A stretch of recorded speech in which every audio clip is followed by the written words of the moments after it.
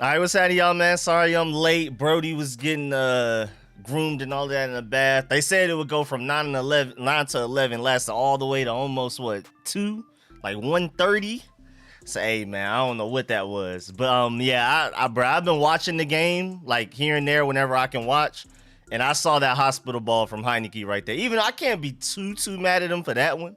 Like some of them are like direct hospital balls that like, why would you throw that? That one wasn't like as bad, even though a player got hurt worse. So it's kind of just, I don't know, he's kind of bad luck. That kind of just bad luck. What's good, everybody? What's good, everybody? Again, sorry I'm late. Sorry I'm late. I haven't even eaten yet. You know what I'm saying? That wasn't even a hospital ball. It's just Heineke being bad luck. He normally does throw a lot of hospital balls, like, you know, obvious ones. But that one wasn't really a hospital ball. Somebody just happened to get really hurt. Well, Ricky Seals-Jones, and that's sad to see too, because he went from getting 100% of snaps a game for like a couple of games, then he got hurt for a few weeks, and then he just came back, and then now he got hurt again. But hey, Brody smells really good. Smells really nice. If anybody cares, Brody smells nice. His nails are done. Aja's tomorrow. You get groomed tomorrow, and Aja gets groomed. You know she gotta like get all the way groomed. But yeah, man, I've been watching this game. Jared Patterson in the run game, in the passing game, his vision in the run game has been great. This is the best game I've seen from Sadiq Charles so far. Probably Keith Ishmael as well. Everybody's stepping up right now. Jamin Davis is barely playing. That man comes in on only obvious passing downs. That's it. I think he's played 2 or 3 snaps so far from what I saw somewhere. You left Aja home. No, I took Aja with me. She just didn't go in. She just stayed in the car. Yeah, good job, Tim Settle. I mean, the more plays Tim Settle makes, the less likely we are to re-sign Daron Payne. I'm not gonna lie, bro. I'm the only one who wants us to lose. Nah, you ain't the only one.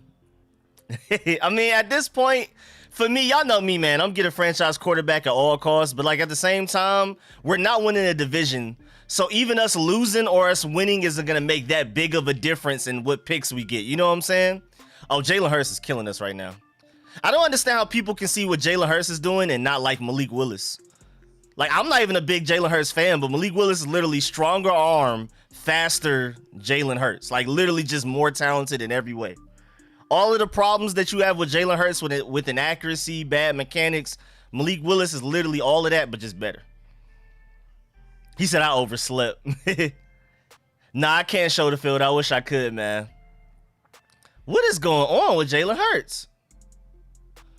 Yeah, I know Rich likes Jalen Hurts, but I don't see how people can like There's a crowd of people that like Jalen Hurts and hate Malik Willis, and I don't get it, because Malik Willis is literally just stronger arm, faster Jalen Hurts. Like, do you think we get Malik Willis or Matt Corral? I don't know that. Malik Willis, the last like 4 or 5 games of the college season, plummeted his draft stock, but I think it's just gonna skyrocket right back up after the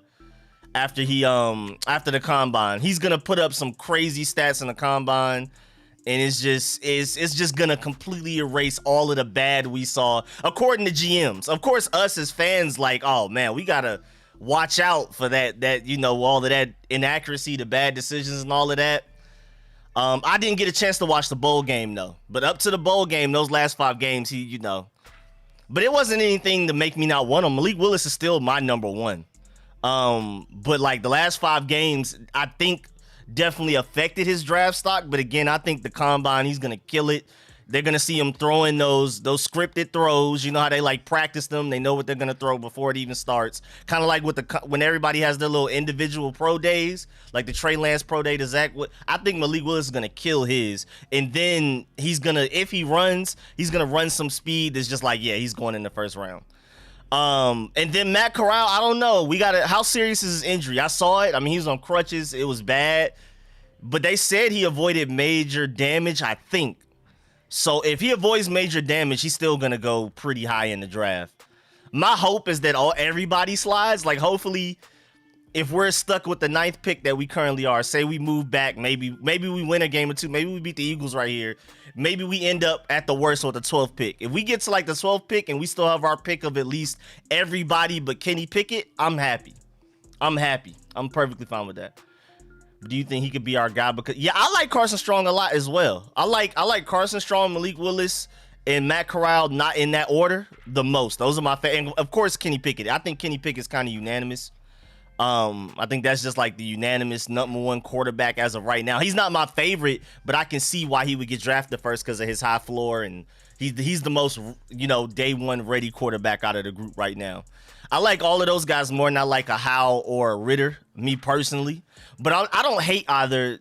I don't hate either anybody. Like Ritter, Howell, I wouldn't be mad, but I prefer Carson Strong, Malik Willis, Matt Corral, and Kenny Pickett over Ritter and Howell. And I feel like I missed some people.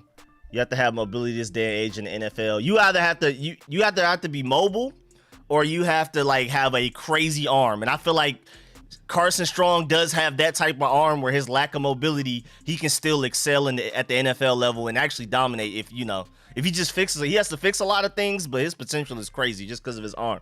And don't get it confused. Carson Strong is not like really mobile like you expect him to do a 10, 20-yard run.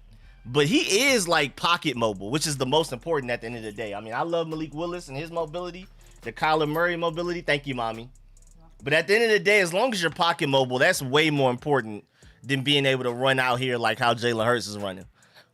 But I would definitely prefer a mobile quarterback. Appreciate that, true one. Happy New Year's, y'all. Oh, yeah, I didn't get to say that either. Happy New Year's. Thank you, mommy. I feel like I missed some things. But yeah, my original point and thought was that, I mean, win or lose, like if we lose these last two games and we win these last two games, it's not going to really affect our draft pick that much. Of course, I prefer to have a higher draft pick, but it's not like last year where we can win the division and end up with a really late pick, or we can not win the division and end up with an early pick. Either way, we're not winning the division no matter what we do. So our pick is going to be somewhere early, middle, no matter what anyway.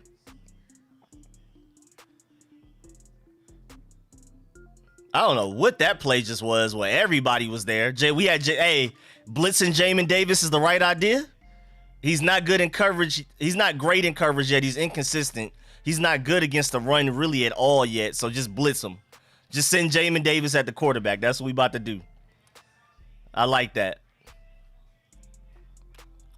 We're winning 13-7. Again, y'all know me, man. I'm get franchise quarterback at all costs, and I will prefer a higher draft pick. But honestly, we literally win these last two games, go 8-9. It's not going to be a huge difference in where we pick.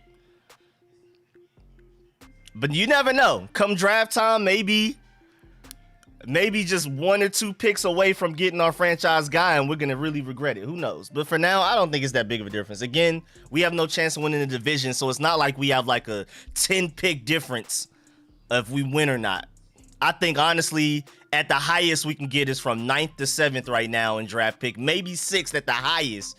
And then I think the furthest back we can probably go is like, 15 or something? So it's not that huge of a difference. It's not like we end up picking 20. You know what I'm saying? We'll see, though. That man Jared Patterson going stupid. Man, get well soon, Ricky Seals-Jones, for real. I like him, man. I feel like we have 3 solid tight ends. Ricky Seals-Jones when healthy. John Bates is different. He's looking like our best rookie right now, I'm not going to lie. But Jared Patterson got something to say about it right now, too. And Samuel Cosmi, when healthy, is balling out as well. And De'Ami Brown, as long as we get a quarterback that can hit him in stride, he's going to be great. But yeah, Jared Patterson, man, I really hope we keep him long term. I hope this isn't just he's an undrafted free agent running back. Give him this 1 year. He may end up on the practice squad. No, he needs to be in this running back group on the 53-man roster coming out of training camp this next offseason. And he needs to get more carries. His vision... I'm an Antonio Gibson fan, but Jared Patterson's vision is just on a different level. If we could just take Jared Patterson's brain and put it in Antonio Gibson's body, literally top 5 running back in the NFL. We need a new defensive coordinator like yesterday.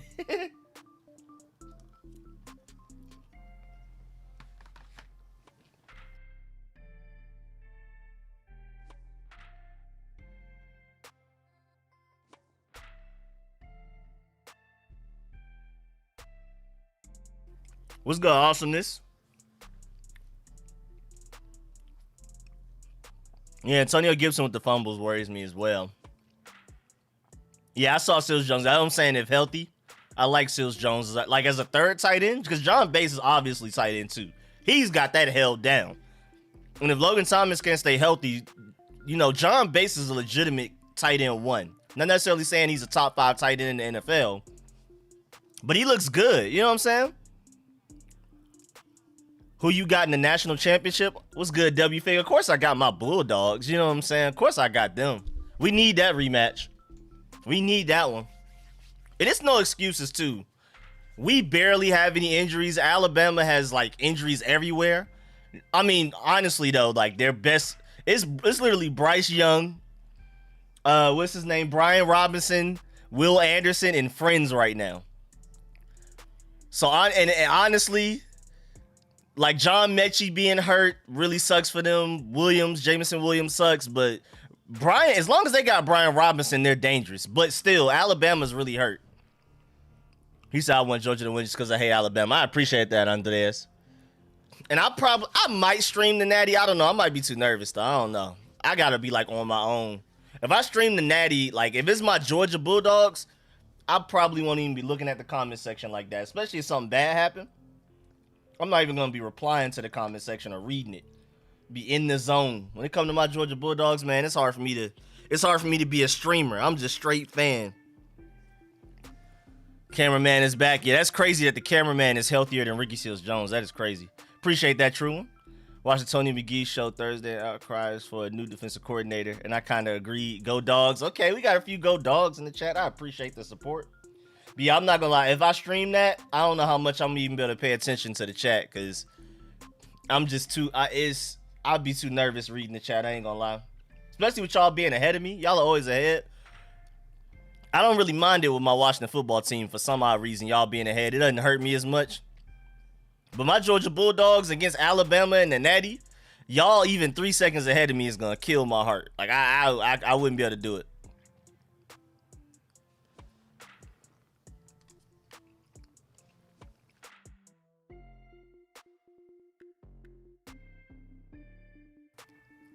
Wait, is that J-Mon? Did you change your name? J-Mon changed his name. What's good, John? Productions good. Yeah, I'm considering streaming the Natty, but again, I won't even be able to be the streamer y'all used to seeing. I'd be too nervous. I wouldn't even be reading the comment section between y'all being ahead and all of it. Nah, I would have to ignore the comment section if I stream it.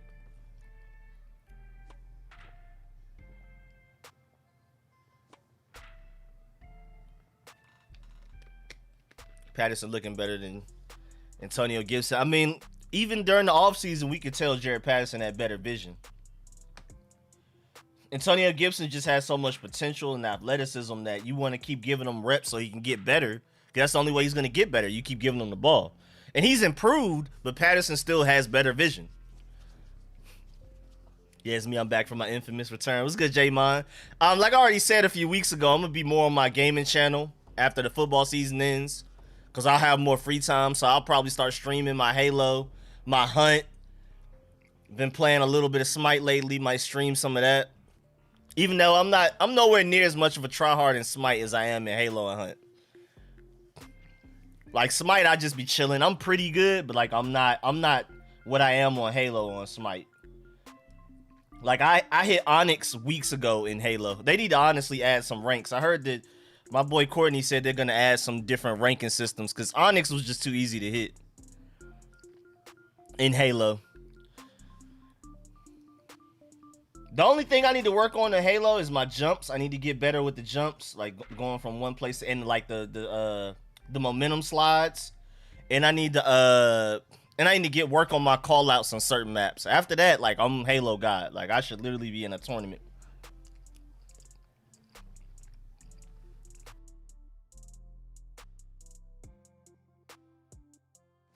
He said Patterson's like a less talented Nick Chubb. Hey, I'll take that. That's a Georgia dog you talking about.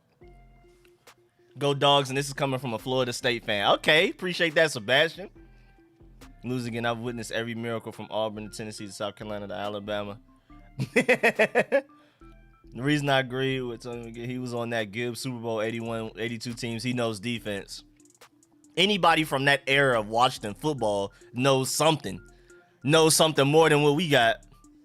Yeah, Jared Patterson, first of all, he looks good, but our offensive line is exceptional right now, bro. The fact that we're on our 4th, 5th string center. Sadiq Charles is what? Technically our 3rd string guard, but technically he's on the left guard. So it's like he's the 3rd string kind of guard on the left side, and then Samuel Cosme in and out. Like, this is crazy that our offensive line is this good with all of the injuries that we have, bro. And then on top of that, John Moskow, our offensive line coach, caught COVID or tested positive, whatever. So he's not even currently at the game. We've been without position coaches like the last 3 weeks. We've just been musical chairs with position coaches. And somehow this offensive line is still blocking their tail off. So, hey, man, John Moskow deserves Coach of the Year, at least nomination.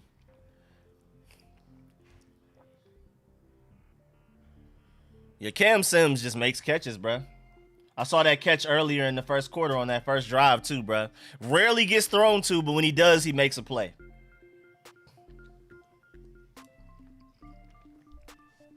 He said Lucas getting cooked, though. Who was the other running back? I think that was Wendell Smallwood. He used to play for the Eagles, too, so I know he's having fun.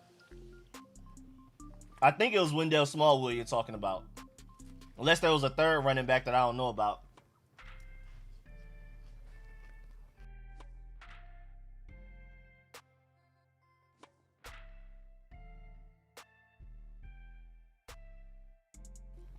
Nah, Samus Reyes, I believe the only catches he has is in preseason. Bro, we got to get Terry McLaurin to 1,000 yards, bro. Entering this game, I think he needed like 103 yards or something like that. Oh, Jonathan Williams is the other guy too, yeah. Appreciate that, Rich.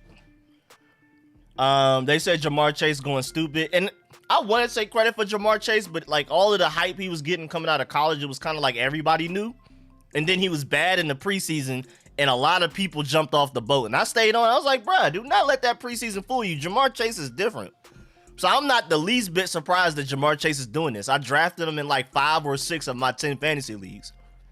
Like, I put several fantasy leagues on the back of Jamar Chase. I already knew he was going to be crazy. And Joe Burrow, as long as the offensive line is blocking for him, he's a top 10 quarterback.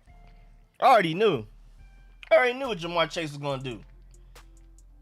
Some people jumped off the bandwagon after that preseason, though. I was like, nah, bro. I was like, nah, that man's still going to be crazy.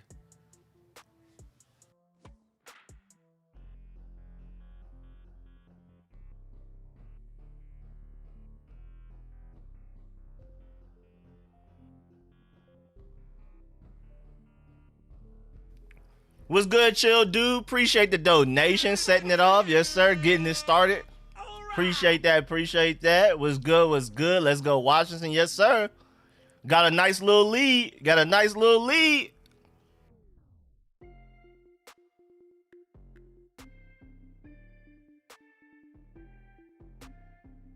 Yeah, I don't know what that play was. I don't know why we didn't go for like a little out route just to gain a little bit of yards, like something.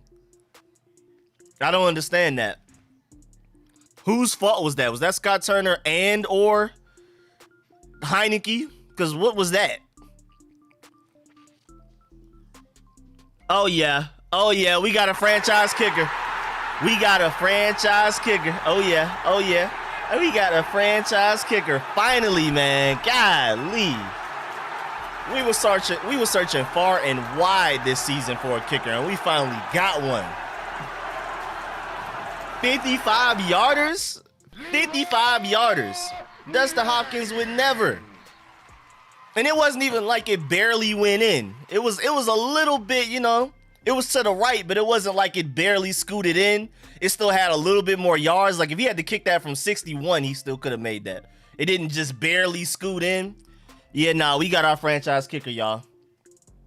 Just make sure somebody tells him to no longer make sure people stay in his head about like if the field goal gets blocked, let it go. If somebody blocks your field goal kick, let it go. No, don't ever chase that down again. My boy Blue with the donation again. Appreciate that. Appreciate you pulling back up and donating big time. Supporting the stream as always. Bulldogs by 7. First of all, I appreciate that too. I was liking Corral, then he got injured. Same here, man. Corral's my number 2. I got Malik Willis 1, Corral number 2. I've been that way since this past off season. Like before this season even started, I've been Malik Willis 1, Matt Corral 2. I was trying to warn people about what's his name at Oklahoma. I was trying. What's his name? I can't even remember his name now. I tried to tell people, you better watch out for him. He doesn't look that good. Tried to warn people about what's his name from Oklahoma. I can't remember his name. Rattler. Yeah, Spencer Rattler. I tried to warn people. I really did. I kept saying Malik Willis, Matt Corral, and Carson Strong. That's been my 3 the whole way. Appreciate y'all saying Spencer, because I couldn't even remember his name, man. But yeah, man, appreciate that again, Blue, man. Appreciate the donation big time. Tried to warn people. Y'all can go back and look at the streams. I was like, I don't know, Spencer Rattler. Not in my top 5. He looked decent. He looked pretty good those last few games of the previous season, the 2020 season. That was it. I already knew coming into this season. I was like, I mean, if he don't fix a lot of that stuff. Do you have an injury update? All I saw a tweet yesterday, sometime late last night, that it wasn't anything serious. I hope it's nothing serious. Even though if it's like the more serious it is, the more likely we are to get him because he'll slide in the draft. But just for his sake, because I really like Matt Corral anyway, just personally. Matt Corral's been the guy I've been banging on the table about even 2020 season when he was out here throwing 5 interceptions in one game twice. I was like, bruh, if he could just fix his decision making, he's gonna be deadly. And then this year, he only threw 3-4 interceptions all season. So Matt Corral's always been my guy, bro. I've liked him for over a year now. I was just like, once he fixes his interception problem, he's gonna be a problem. What do you think about Derek Carr? I like Derek Carr. I just, with his age, I mean, he's not that old, but I prefer to go young, groomable talent with mobility and a rocket arm. You know what I'm saying? Well, Derek Carr does have an underrated arm, but I prefer draft, me personally, especially for the money. Derek Carr, you're going to have to pay him big money, like huge money, like half our cap space money. And I like Pickett as well. Pickett is undisputedly, like, he's not my favorite quarterback in this draft, but if he doesn't go first overall, I'm surprised. The only way Kenny Pickett doesn't go first, not first overall in the draft, but the first quarterback taken. If Kenny Pickett isn't the first quarterback taken, the only logic I can see behind it being anybody else is maybe Willis because of his traits, and I think he's going to kill the combine. Or maybe Bailey Zapp goes crazy in the Senior Bowl. Maybe Desmond Ridder go. I don't know. But I think Kenny Pickett is going to be the first quarterback taken. Not first overall, though. I honestly don't think any quarterback will go top 5, to be completely honest. Unless somebody trades, but I doubt anybody's going to make a trade. Because everybody has this general consensus that all of these quarterbacks should fall further than what people expect. I remember the Deshaun Watson, Pat Mahomes draft. You know what I'm saying? It's kind of like that. I hope it's exactly like that. I hope we get 2 top 5, 7 quarterbacks in the NFL and they all get drafted 10 or later. You know what I'm saying? What's good, MTM? Appreciate the donation big time, man. Thank you. Appreciate that. Playoff scenarios for us. I don't know exactly, but I know we would definitely have to win these last 2 games. And I'm pretty sure the 49ers, the Vikings, and the Saints will all have to lose. And the Eagles, of course, will have to lose, I'm assuming. Carr said he will retire Las Vegas, let's go of him. He really said that? Bruh, somebody come to him with the right check. He not doing that. I would love Watson if he gets cleared. He's from Georgia, so I've been rooting for him since high school. I was upset when he went to Clemson, but it's cool. It was cool. It's cool. Kenny Pickett screams Steelers to me. Honestly, if they want to... The Steelers' best opportunity to get another Ben Roethlisberger type of guy is Carson Strong. I feel like Carson Strong is the closest thing to that. But I agree that Kenny Pickett just seems like he's destined to go to the Steelers. But the Steelers will have to trade up to the top 10 to get him. Steelers are currently picking 19 or something? 15, 16, somewhere around there. He's not making it that far. I doubt it. Kenny Pickett is budget Joe Burrow. Literally what I said in my video that I just came out with a few days ago. Literally, well, I didn't say budget, but he's literally like Joe Burrow comp, but just not as good. Just not quite there. I think Joe Burrow is a top 10 quarterback. I think Kenny Pickett is going to be somewhere top 15, top 17. But he's kind of like a Joe Burrow mode. What's good, Carl? What's good? What's good? Why are the Jets beating the defending champ? I don't know, bro. Last time I checked, it was 14-7. I don't know what happened after that.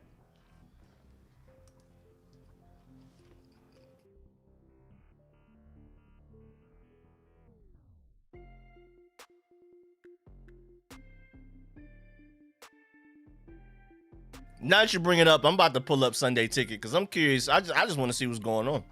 Why is this happening? Why is this exactly happening? I gotta check out this Jets game. What's going on? Mike White is sharing his goated power with the Jets.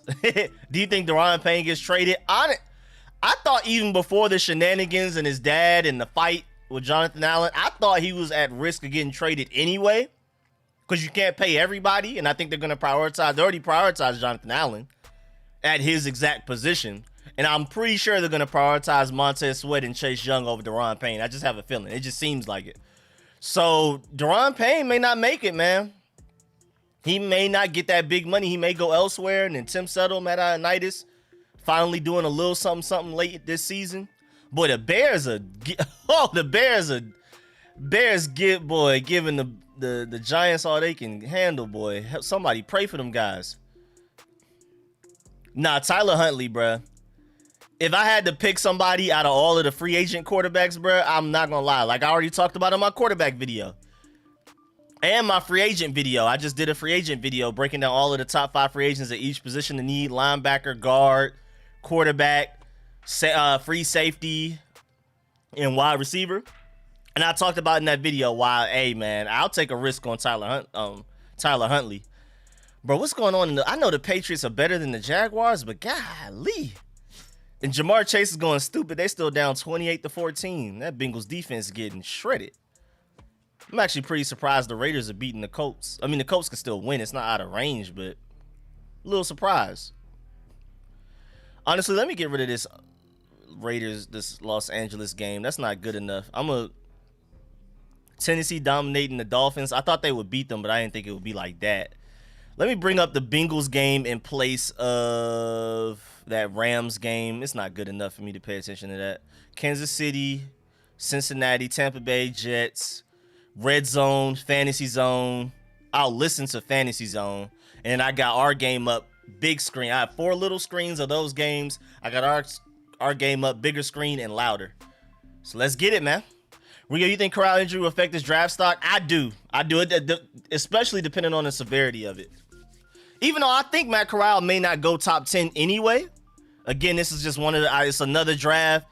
Like a lot of people are comparing this draft to 2013, like the EJ Manuel one. I don't think so. I think it's more like the Deshaun Watson, Pat Mahomes draft, kinda. I think it's gonna be more like that, where there's gonna be some great quarterbacks, but they're just gonna go later because it's all very situational. I think everybody in this draft, outside of Kenny Pickett, has to go to the right offense. Like if the right offensive coordinator, the right offense, the right team doesn't take the right quarterback, they may fail. Like Malik Willis, Matt Corral, all of these guys, Carson Strong, if they don't go to the right situation, then, you know, people are going to be looking at this draft like it's 2013. But I feel like if a lot of these guys go to the right situation, everybody you can make an argument can end up being a really good quarterback, at least top 20. I think Kenny Pickett, Matt Corral, Malik Willis, Carson Strong, my 4 favorites. What is going on in the Chiefs game? Is this a punt return for a touchdown, bro? Or a kickoff return for a touchdown? What was that? I don't know what's going on in the Chiefs game. Yesterday said it could be an ACL injury. I hope not. Hey, Rico, who do you think our next QB will be? Man, who it will be? That's a difficult question. Who I want it to be, I've been Malik Willis, Matt Corral, Carson Strong the whole time. Even though, you know, Kenny Pickett is balling. I'm cool with a Kenny Pickett. If we take Kenny Pickett, we want to play it safe. Go for a quarterback that you can pretty much, you know, you can project to be a top 15 quarterback. We're going to be consistent playoff contenders. He's an automatic upgrade over Taylor Heineke. I completely understand why a lot of people want Kenny Pickett. Me personally, I want to, you know, take a chance on getting somebody elite. You know what I'm saying? I want to take a chance on a Malik Willis or Matt Corral. I want to take a chance. I want to have a chance of having a top 5 quarterback. Kenny Pickett's going to be great, I believe. He's going to be at least be really good, but he doesn't have top 5 potential. He just doesn't even have like the traits for that. But again, you take a Kenny Pickett where I'm almost sure we're going to be playoff contenders infinitely. Super Bowl contenders is going to depend on how good the team is around them. The only guys I feel like out of this whole class that could potentially even be good enough to carry a bad team, like how Deshaun Watson kind of did for the Texans, is Malik Willis if he fixes a lot of his issues, and Matt Corral probably. Maybe Carson Strong. I feel like everybody else is going to have to be in the right situation, like to where the team around them has to be good enough. Like you have a small window. Once you pay them, you're not winning a Super Bowl because you got to make sure you pay all of the guys around them for the team to be good enough to win. Again, I understand the Kenny Pickett route. Playoff contenders year to year to year. Automatic upgrade over Taylor Heineke. You know what I'm saying? And depending on how good our roster is, we're Super Bowl contenders. But I just feel like if Malik Willis realizes his potential and ends up being as good as he can be, which is a huge if.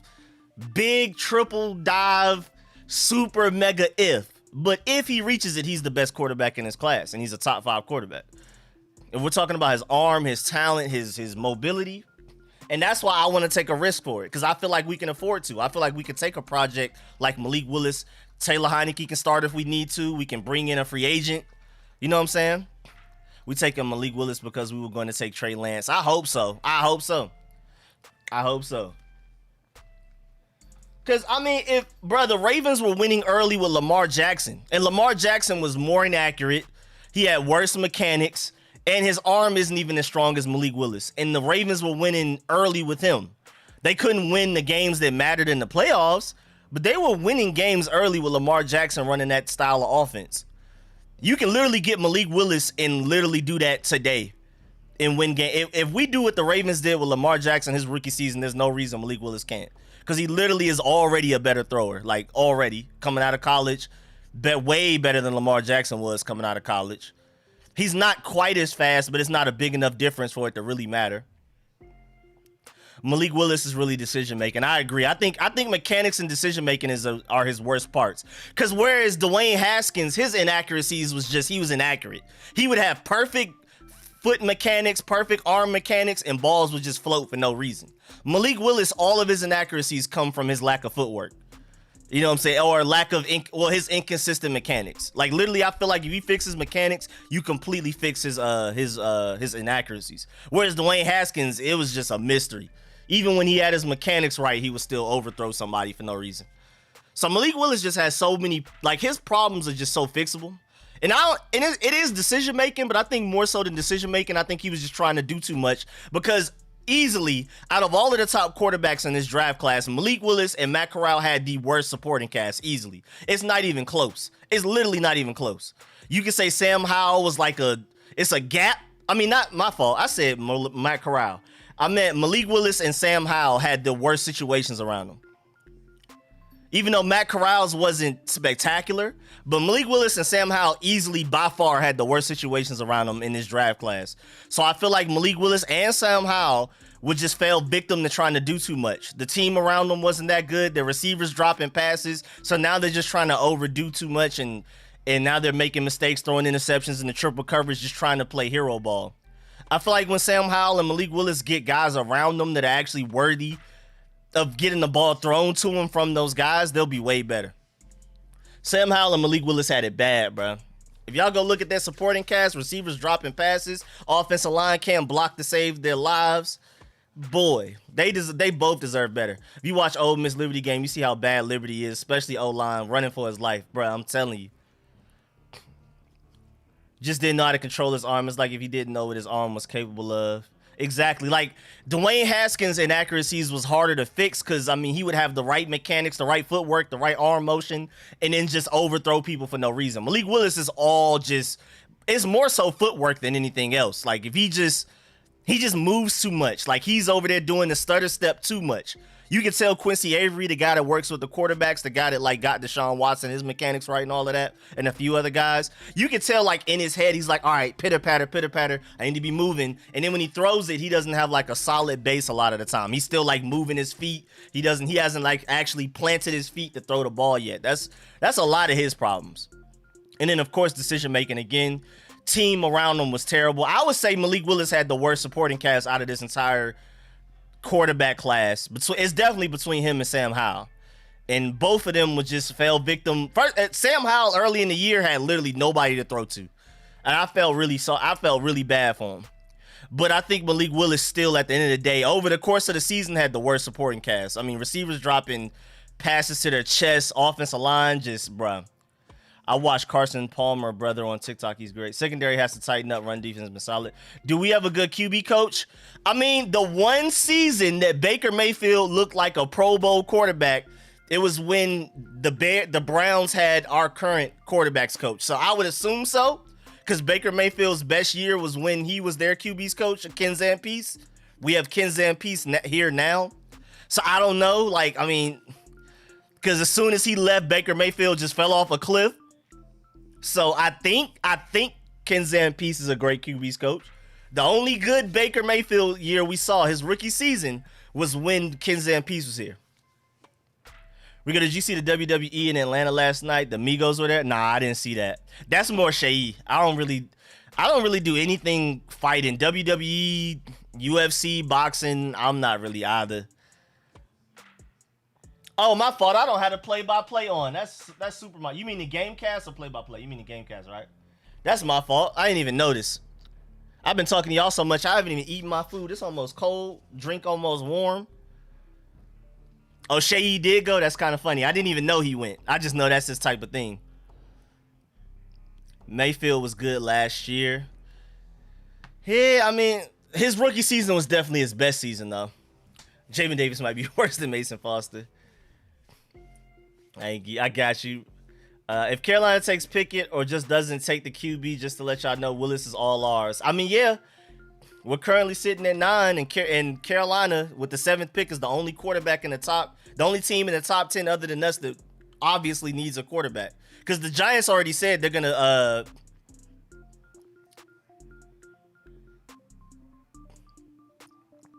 come on, defense, tighten up. Still got a 9-point lead. 2-possession game.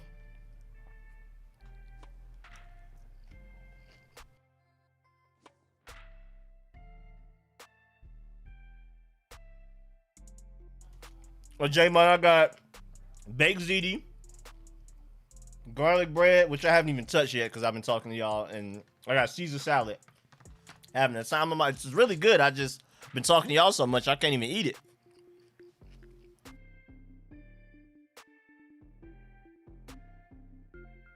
He said, let me get a plate. Jamin Davis isn't even playing, bro. He's played sporadically. I think he's been out there like 3-4 snaps today so far.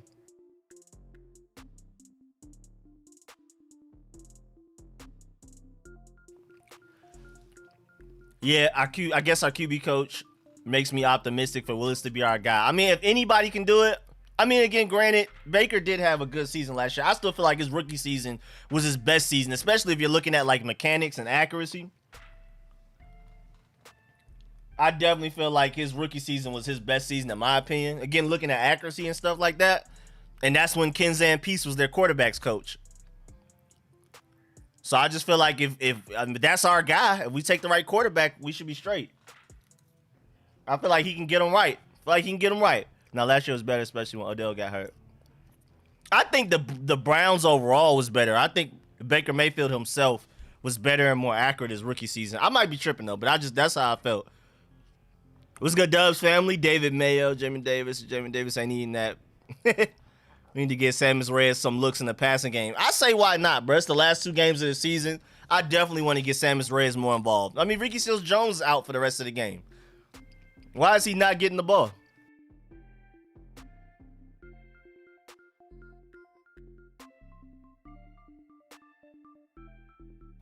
Is Dallas Goedert the Washington football team killer, bro? Like, what's going on? Yeah, I'm not even exactly sure how well or bad Jamin Davis is playing because he's just not out there much.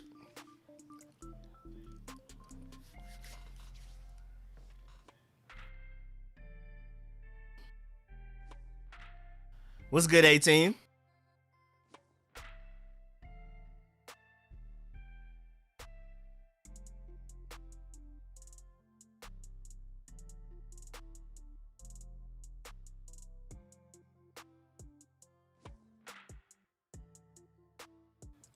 What's good, Aaron?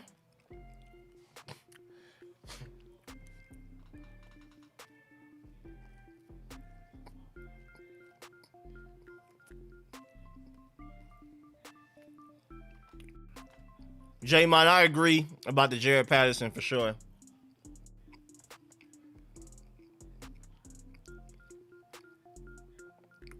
MJ, that's a good point. I don't know why De'Ami Brown. I don't know where he's been since he had that big catch, and then just now he's just disappeared. But again, it's hard. I mean, we have 4 deep threats. If you're talking about Terry, DeAndre Carter, Curtis Samuel, if he ever gets healthy, and De'Ami Brown. But we don't have a quarterback that can hit them in stride. So it's just like, what's the point of even drafting a De'Ami Brown if Taylor Heineke's going to be your quarterback? Then again, I think they had Ryan Fitzpatrick in mind when they drafted him. But like, Taylor Heineke's your quarterback. He's fun, but he's not going to be able to hit all of these guys in stride. We have all of these deep threats for no reason. And J-Mon, it was great chilling with the family. Can we get some corners to play bump and run instead of this soft zone? Yeah, I hate it too, bro. Man up, bro. Just man up. Literally and football-wise. Oh, yeah, John Bates been balling. Gamer TV. That boy been balling.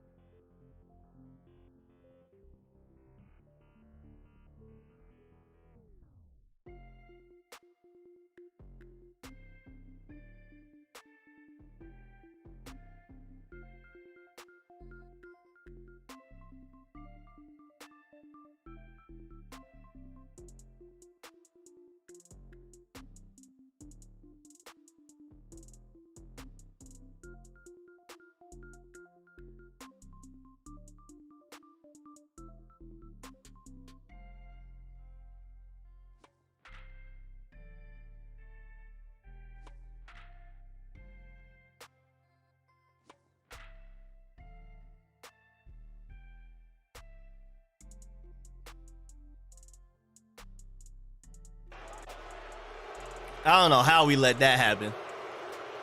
I don't know how we let that happen, but that's what happens when you don't get pressure. Eventually, somebody's going to get slightly open enough, and then that happens. What's good, Del Monte? Appreciate the donation. I don't feel Jamin Davis poorly coached. First of all, appreciate the donation, but yeah. I mean, I don't even know why he's not playing more. Why are we acting like we're trying to win this division right now?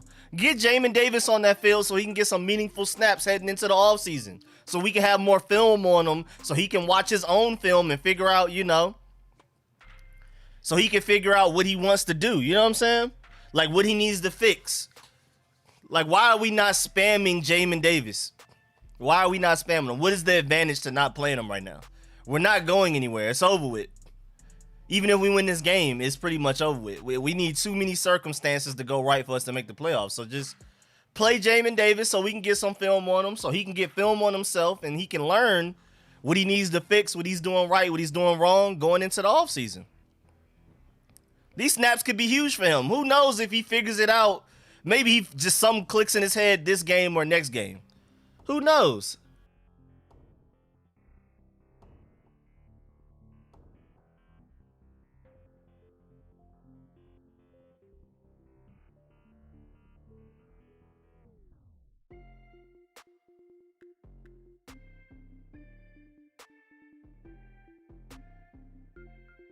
Nah, the St. Juice situation is crazy because he was dealing with a concussion for a couple of weeks, and then we just haven't seen him since. I don't know.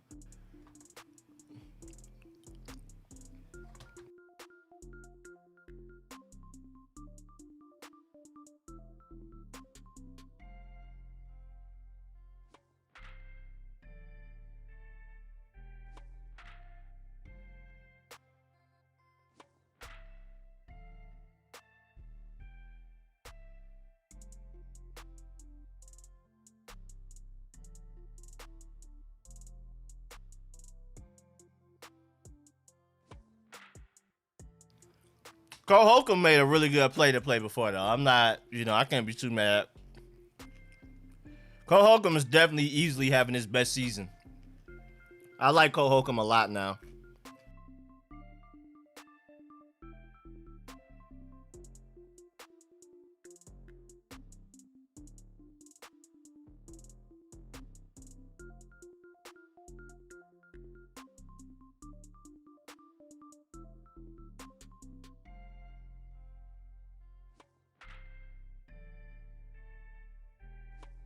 Now, that's a good question by Mikey. Who was getting hemmed up by Devonta Smith? Was that Kendall Fuller? Kendall Fuller out here getting hemmed up by little old Devonta Smith?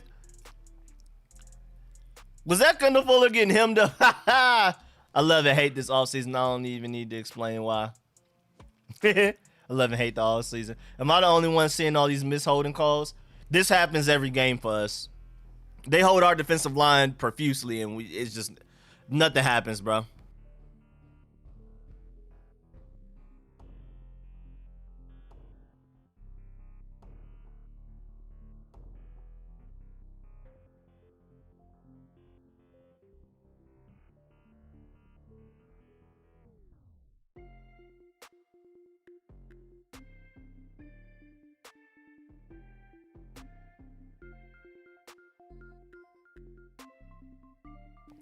Rich, I'm 100% with you on that, bro. Team building is so fun, but at the same time, no football is just terrible. Life without football is just so boring. We can't stop teams from scoring. We can't win games besides needing to score on offense. I mean, we don't have any bodies out there. I'm actually really impressed with how we're playing. I don't think y'all understand how deep in our backup bag we are in right now. Like, everywhere. I'm feeling a dumb Taylor pick this drive. I ain't gonna lie. I kind of feel it too now that you said it. Bruh, like the Eagles are, I wouldn't say they're fully healthy, but they're not missing a lot of starters. Bruh, we're literally down everything everywhere. Would you be opposed to grabbing Nakobe Dean if he falls to us? If we had quarterback figured out, like if we address quarterback, free agency, draft, whatever, we get Russell Wilson, Aaron Rodgers, whoever, then yeah, I would love him. I just feel like quarterback's too big of a need for us to take. I would love to have Nakobe Dean. You understand, bro? I would love to have Nakobe Dean, man.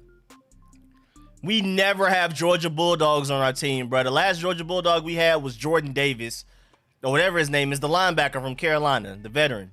Barely played. And then, before then, I can't even tell you the last Georgia Bulldog I've had. So, my players from my favorite college team or my favorite NFL team is just non-existent. And so I would love to get a Georgia Bulldog at all costs, but I just feel like, honestly, quarterback is just too important.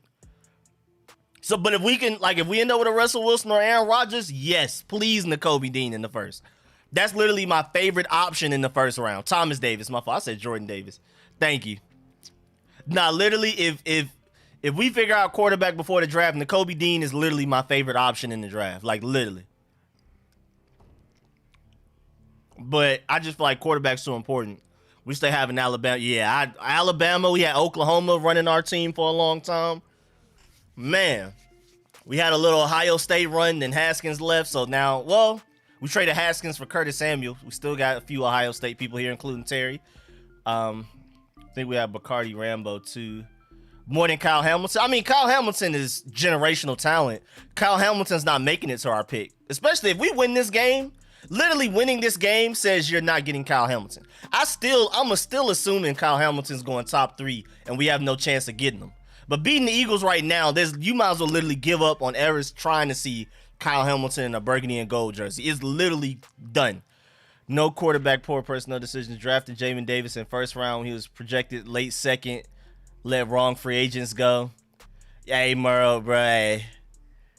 I was Micah Parsons a quarterback. Apparently, Ron Rivera and them didn't feel the same. Kyle Hamilton's definitely going to the Texans or Jets. He's going top 3. The very least, the very, very lowest, top 5. Gotta be. There's no way he makes it past the 5th pick. Even if we lose out, no Kyle Hamilton. That's what I'm thinking, too. He said hospital ball number 2,000. Yeah, Kyle Hamilton's too out of reach. I say all I have to say, Kyle Hamilton's out of reach.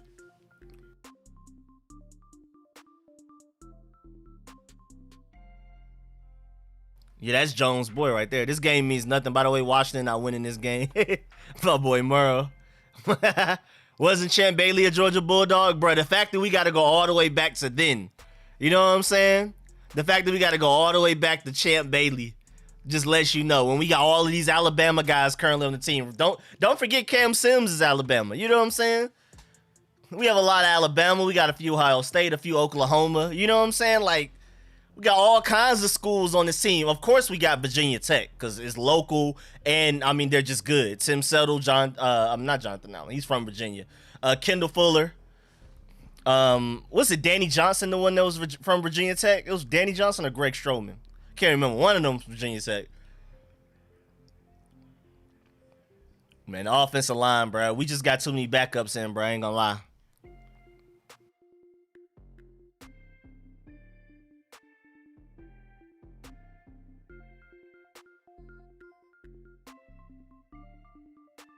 I gotta see those mock drives, Eric, because I can't even like legitimize Greg Stroman was the one with the VTech. Thank you. Appreciate that, Rich and J-Mon. I can't even legitimize Kyle Hamilton making it out of the top 5, bro. He's just he's literally a generational talent. Granted, Aiden Hutchinson is ridiculous, even though Georgia, Jamari Salyer shut him down. And then you have Kayvon Thibodeau. He's crazy too. I mean, if you're one of those guys that's really high on Derek Stingley, but some people feel like he's not even the #1 corner. A lot of people, like a lot of draft guys, like the draft analysts, they're like, that's all they do. All they do is draft. They don't even really care about the NFL like that. A lot of them have Derek Stingley as their second corner. So it's really just, it's Kyle Hamilton. It's a defensive draft with some really good offensive tackles. The tight end group is sorry. There's some really good receivers. It's a pretty deep receiver draft. Running backs, all right. Offensive tackle, they have some really good offensive tackles, really good defense, just up and down everywhere. Linebacker might honestly be the weakest position in this draft as far as the defense go, and there's a lot of really good linebackers as well. I like Stingley a lot, but I'm just saying, like, he's not like a unanimous #1, whereas Kyle Hamilton is like that guy. You know what I'm saying? Oh yeah, Merle, you know me and you on the James Cook wave for sure. You already know that. You already know we on that James Cook, but a lot of people see him possibly even making it to the 3rd round. So it's just, I just don't see Kyle Hamilton making it out of the top 5. I just can't. Like, the quarterbacks aren't going very high this season, this draft. You know what I'm saying? I just don't know. And a lot of these teams need, like, you know how hard it is to come by an elite safety? Those just don't come around, bro. Especially somebody like Kyle Hamilton. I mean, he has range too. Like, God. James Cook is from running back from Georgia.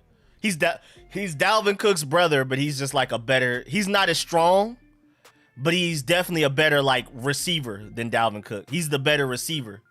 He's more the Alvin Kamara, basically. He's basically slimmer Alvin Kamara, slightly faster, less strong Alvin Kamara.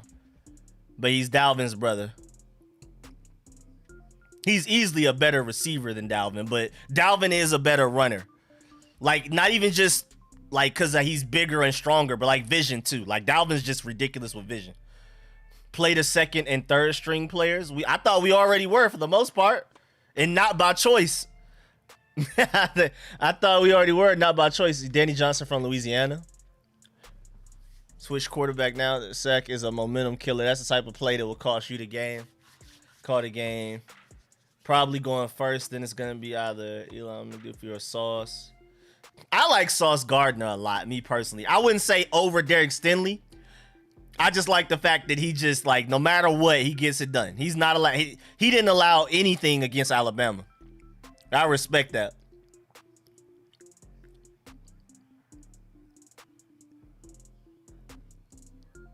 We need an O-line that can ball out like yesterday, Holcomb. Chase not playing is really affecting our run defense. Yeah, it's ugly, bro. One thing about Chase, even though he wasn't putting up crazy stat numbers, that man is going to set the edge. One thing about it. Hire Greg Roman as head coach, draft Willis. Hey, whatever it takes to get Willis. I love Ron Rivera, but I care more about Willis. Is Kobe Bryant coming out this year? I don't know. Who's that? That name is escaping me right now. Look at the Bengals coming back. Jamar Chase is 180 yards. I told y'all, bro. Y'all gonna stop playing with Jamar Chase, bro. Y'all gonna stop playing. Oh, look at Cole Holcomb with the coverage. I just saw it. I just saw the Cole Holcomb play. That was a really good. Cole Holcomb has ascended this season. You get him at least one more linebacker, we're straight. Because Landon Collins is technically an almost linebacker, but he's not even there.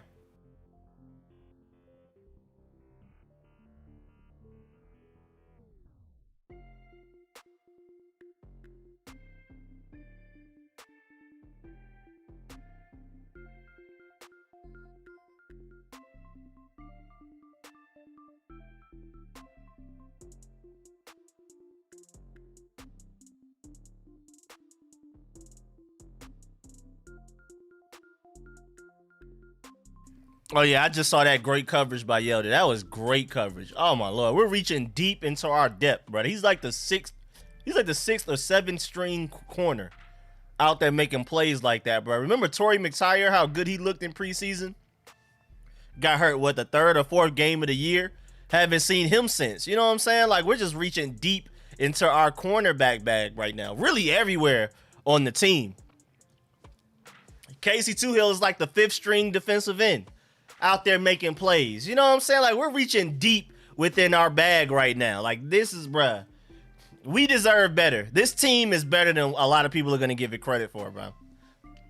The Eagles are healthy. They have a legitimate reason to win this game, and they're trying to make the playoffs, and we're still beating them like this. Like, there's no excuse. There's literally no excuse. We're one of the most hurt teams in the NFL as far as guys on IR, guys missing games for various reasons like Montez Sweat, and then COVID. We don't even have all of our coaches. Like, there's literally no excuse for the Eagles, bro. We win this game, there's not an ounce of an excuse. Not an ounce. I don't want to hear nothing. We have the most excuses that we can use ever.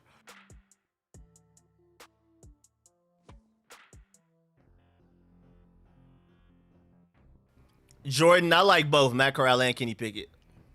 I'm on Malik Willis, but I like both of those. I'll be happy either way.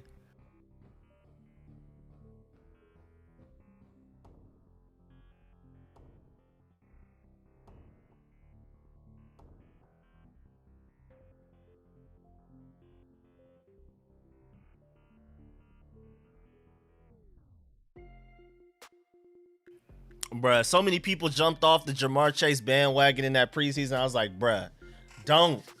He's going to be different. He just hasn't played in a year. Tried to warn people, bro. And it's not even just him. Like I already said, it's because of his quarterback, too. He has Joe Burrow. Poor coach in Washington could have signed Minshew, but get traded for Gardner Minshew. We need to run some read option. We need some Georgia and Alabama players from this draft. I hope so, bro. I mean, the way Jamari Salyer literally shut down Aiden Hutchinson by himself. Like, bruh, come on now. And he's projected to go like third or fourth round. There's no way. Honestly, I would rather trade up for Stroud or Young in the next draft and take Willis. I can't be mad at that. I'm not mad at that at all. I still really want Willis, but I can see that. I just don't want to go another year of not having anything. Like, we about to go back out there with Taylor Heineke and Kyle Allen again next year with nothing to back them up. Plus, if you're trying to get Bryce Young or Stroud, we're either going to have to lose a lot of games or you're going to have to give up a lot of draft picks to move up to get one of those in this 2023 draft. You know what I'm saying? That's just a really difficult situation. I feel like this situation we're in, where the season's already pretty much over, we have a top 10 pick, and none of these quarterbacks are projected to even go top 5. So if we end up with the 9th pick, which we currently have, we may actually have our selection of several quarterbacks. Whereas like next year, Bryce Young and Stroud may go 1 and 2. You know what I'm saying? Like back to back, and we may have like a middle of the draft pick. Maybe we make the playoffs. Now we have a late pick. We got to give up like 3 first-round picks to get them. I prefer to just go ahead and take one of these guys this draft. They don't even have to start immediately. If you got to, start Taylor Heineke or sign a free agent to come here. A Trubisky or whatever for really cheap. And then let whoever you draft learn behind them for like a year. I'm down for that. Hit them likes for Rico. Appreciate that, Raymond. Appreciate that.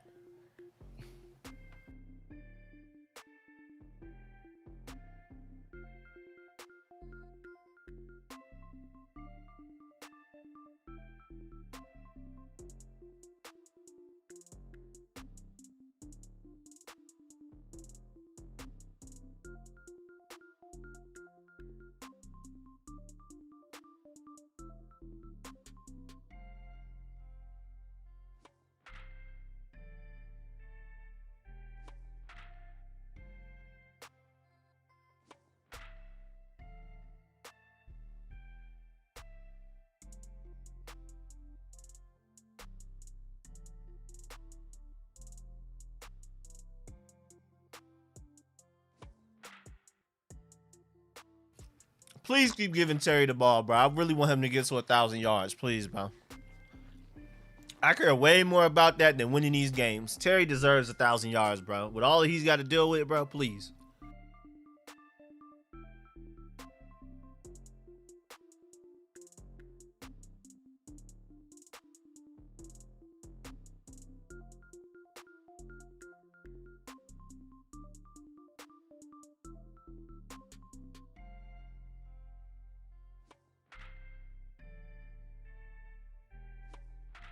Hey, what's going on with the Buccaneers, bro? Somebody got to talk to them, bro.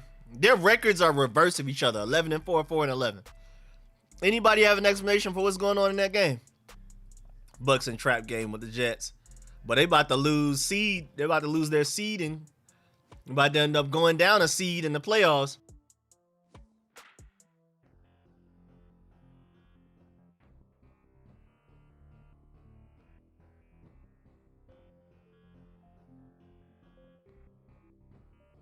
Yeah, I'm super down for Corral. I love Corral.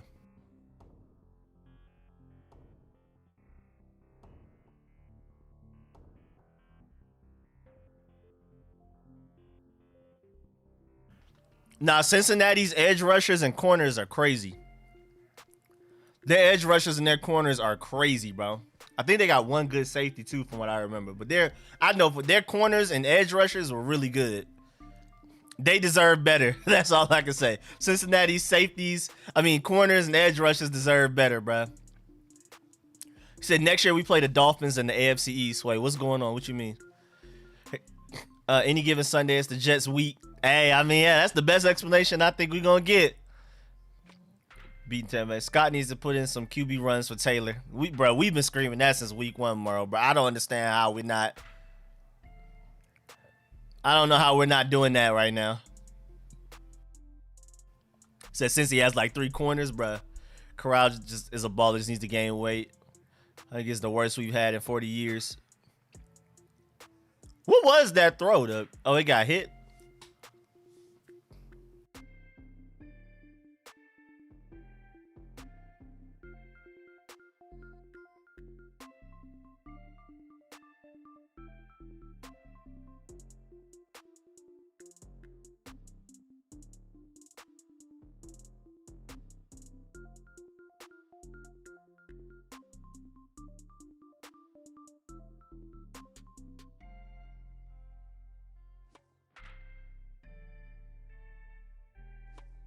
That boy Phil got his wish, bro. We got that boy Joey Slough. We got a franchise kicker.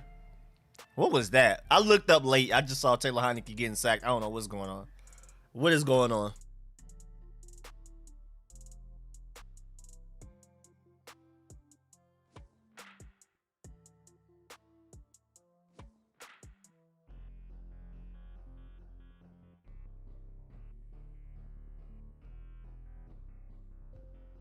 Yep, 4th, 5th string center out there getting bullied. Just getting bullied. We got too many backups out there, bruh.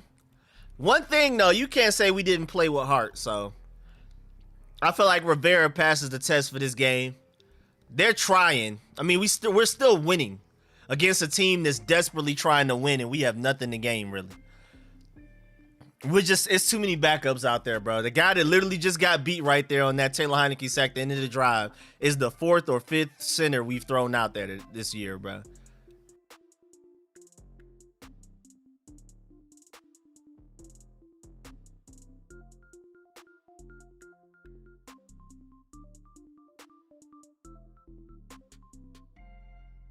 That's a good point, Rodney, about Taylor Heineke wanting to be a pocket quarterback. Silverbear needs to go. Ishmael and Charles.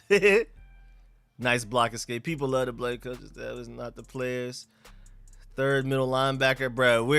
It's literally just straight backups out there, bro. Keith Ishmael, the reason that sack just happened is literally the 4th string center at the highest. You can argue the 5th string center. It's like, what can you do when the Eagles have their starters? The Eagles are healthy and they're going against our 5th stringers. I mean, it's just like, what can you really do?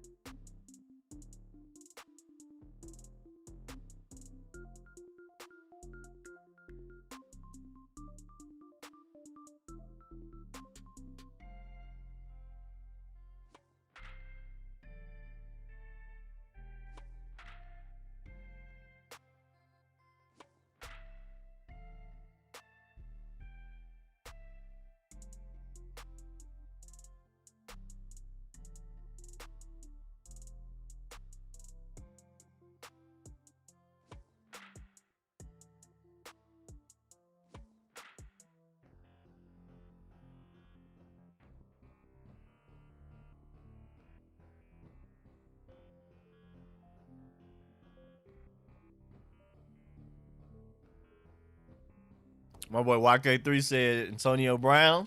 I just talked about that in my video too. My top 5 free agents at every position of need that we have. I talked about Antonio Brown. Talked about his contract, his age, and everything.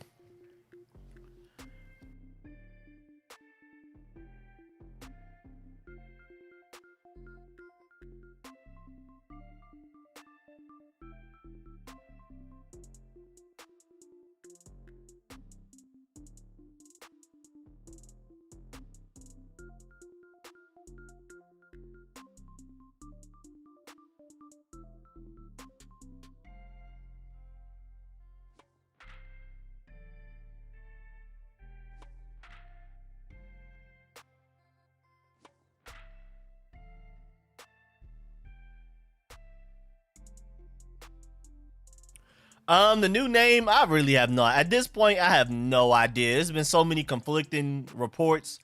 They'll come out and say one thing, then the next thing that comes out is like the complete opposite. It's impossible for it to be this because of this. Then 2 months later, actually, it can be this because they can just do this. I just like, I don't know. I still hope it's Red Wolves, but I have no idea. None.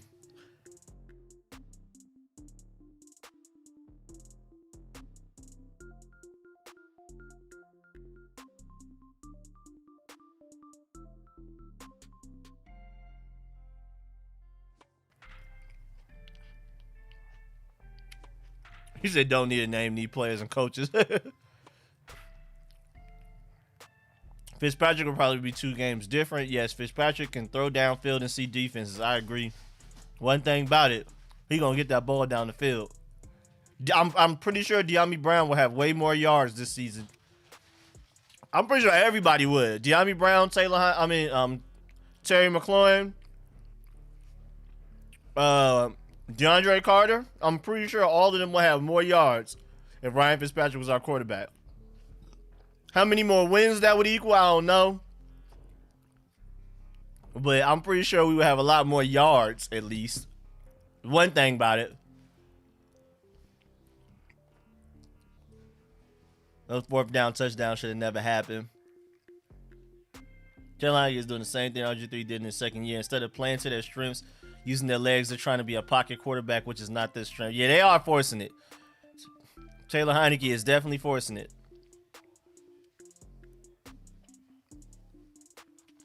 Sheriff low-key overrated. I kind of agree. It's guaranteed for him to make the Pro Bowl every season is a little out of control. How much longer do we have, bro? I'm pretty sure Ryan Fitzpatrick's done, bro.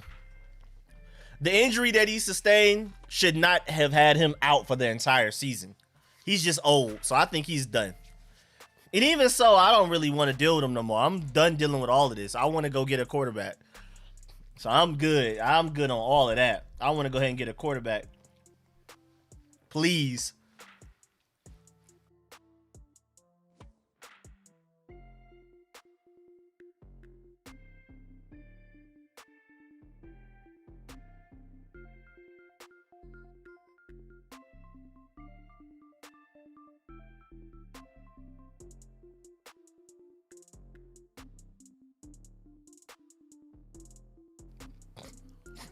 Yeah, I was talking about Sheriff too with the overrated.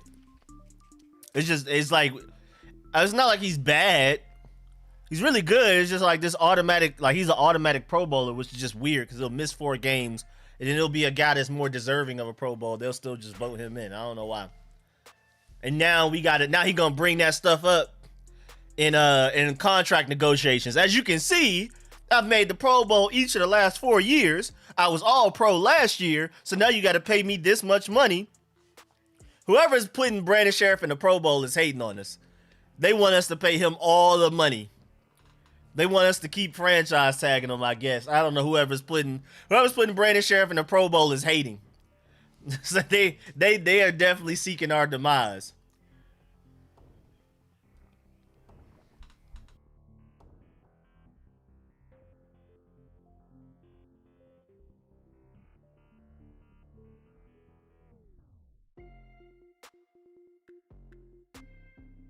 Eric, that's literally me. Whoever we take, I'm gonna try to see the positives in him and, you know, watch his film and try to see what we can do to make it work. Because I definitely have my preferences. There's definitely guys I prefer over other guys. But if we end up getting one of the guys I don't really want as much, you know, it's whatever, man. Sheriff, but no McLaurin. Yeah, Terry McLaurin is definitely a better receiver than Sheriff is a guard. And not to say that Brandon Sheriff doesn't exactly not, like, he doesn't deserve to be a Pro Bowler. But if Brandon Sheriff's a Pro Bowler at guard, like, automatically, Terry has to be a Pro Bowler at receiver. Put a price on each position and don't go over it. I like that, Merle.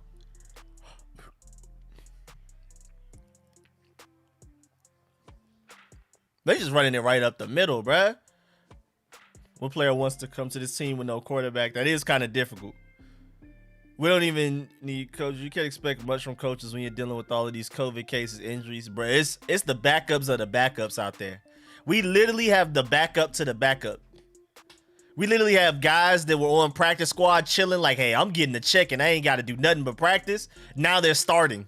Now they're like, wait, what happened? Why am I playing? Why am I in an NFL game in December? I was trying to just sit at home and play video games and get a free check.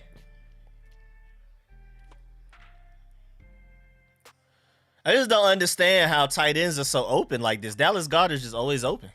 Telling you guys, don't be surprised if we sign a Mitchell Trubisky type quarterback to a 2-year deal and then draft Kenny Pickett in the first. I can super see that. Even though I don't think you would take a Kenny Pickett if you sign a Mitchell Trubisky. I think Kenny Pickett, out of all of the quarterbacks in this draft, is the most ready that you could probably play day one. So I think I can see us signing a Mitchell Trubisky and then signing like a Malik Willis or a Matt Corral or a Carson Strong or something like that. You see what I'm saying? But no, I completely agree, Rodney. I just think it wouldn't be Kenny Pickett at that point.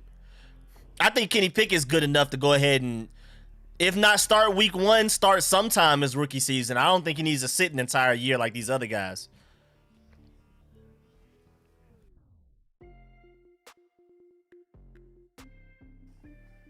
I'm not gonna lie though, this streaming diet is crazy. Cause I'm be dead hungry, and I definitely was hungry enough to eat all of this food, but I'm eating so slow because I'm talking to y'all so much. That like now I've only eaten like half of my food and I'm full. I'm telling y'all, bro, I need to go on a streaming diet. Y'all need to find some way to be forced to talk a lot while eating. And you get full real quick and only eat half the food. I need to start doing this. I need to simulate this even when I'm not streaming. I just need to eat really slow for no reason.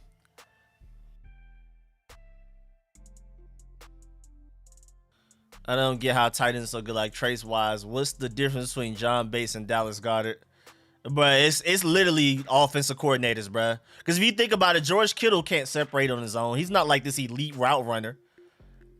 He's not like he's just this super explosive, get his own separation guy. That's just Kyle Shanahan getting them open. Really, like the only guys out here getting open on their own with just pure route running and just pure natural separation is literally just Darren Waller and Travis Kelce. Everybody else, including George Kittle, is getting open off a scheme. Even Logan Thomas, even John Bates, they're all getting schemed open by the offensive coordinator. So it's really like, I mean, you can have you can see the difference in how good Austin Hooper looks with the Falcons to how he looks with the Browns. That's what I'm saying. Like, what makes tight ends different from each other? Effort and priority from the offensive coordinator. That's really about it. I mean, blocking matters a lot. Oh yeah, and Kyle Pitts, of course. I forgot about him. He's just been playing so much like a receiver this year. I forgot he was a tight end. But that's a good point though. I forgot about him. I mean, I guess blocking and hands are the most important. Being able to catch when the ball is thrown to you and being able to block. He said I need to try that streaming diet curled up right now. I couldn't even finish half of my food, man.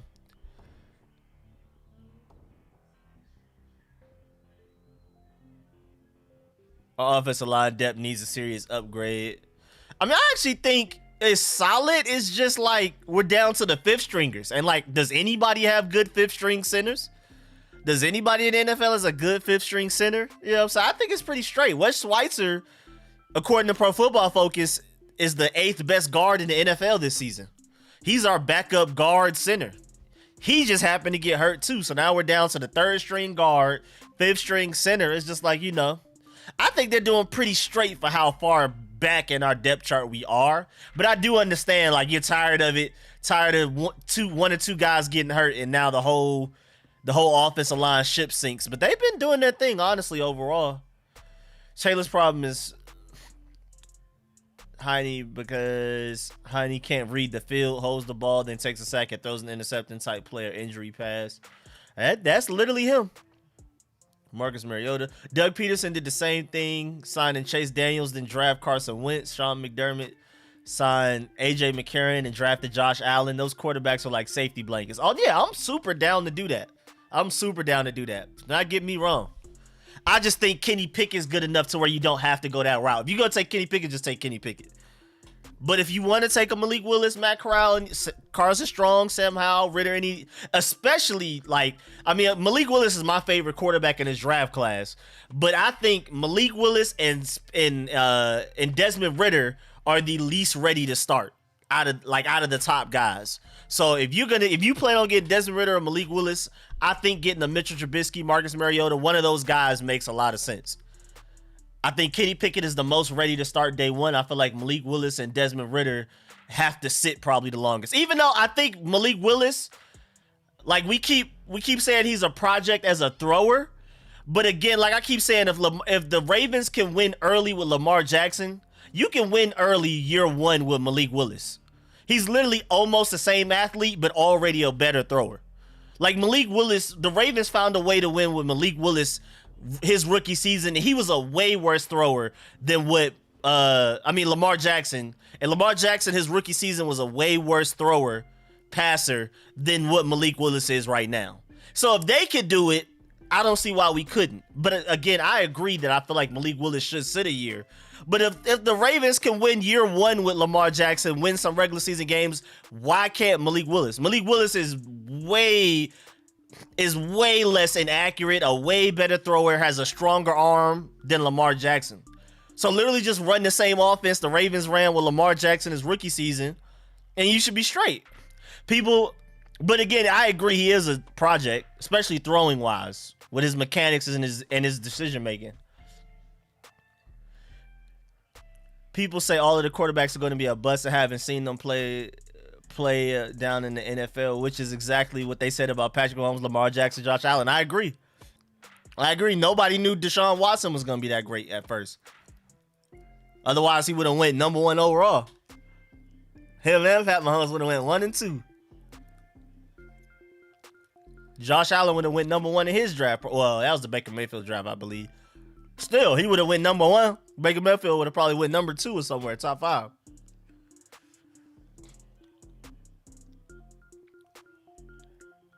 Wait, so Antonio Brown threw a temper tantrum. He took off his jersey, threw it into the stands, and left the game. What happened to Antonio Brown? What happened?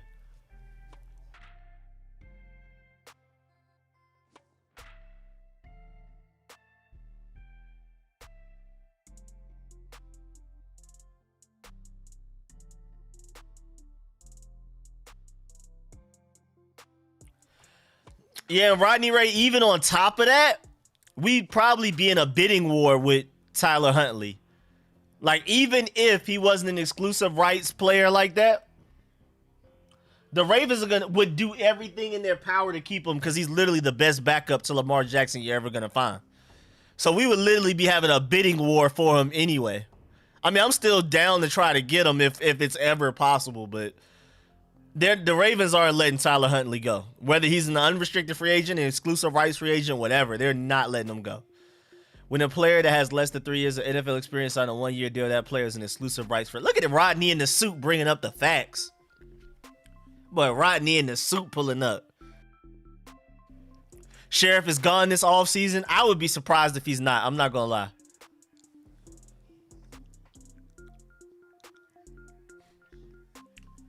Wonder if De'Ami Brown will improve with a better quarterback. Oh, yeah, because De'Ami Brown gets deep. We just don't have a quarterback that can give him the ball yet.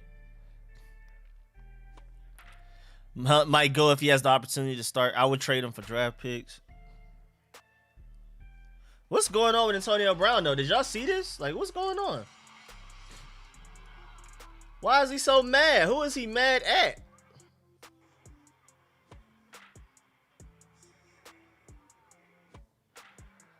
Who is Antonio Brown mad at? Mike Evans tried to, like, calm him down. I don't know who Antonio Brown is mad at, but he literally took his jersey, his pads off, his shirt, threw it into the stands, just shirtless, walking off the field. That's a different type of guy. He from Florida, though. I'm not surprised. I don't know, bro. That Florida water different, man. We already know the Florida man news. Man, Antonio Brown is from South Florida. Antonio Brown going crazy. Yeah, I don't know what's going on, bro.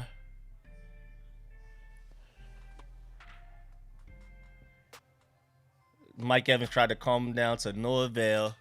Look at him just walking off with his shirt off. Just walking off. I'm behind y'all, so I just saw it like on my screen. Like I'm 941, 940, 939, 938. Just to let y'all know how far behind I am from y'all. That inaccurate throw to Taylor Heineke, but that was pass interference. You gotta chill out. You gotta chill out.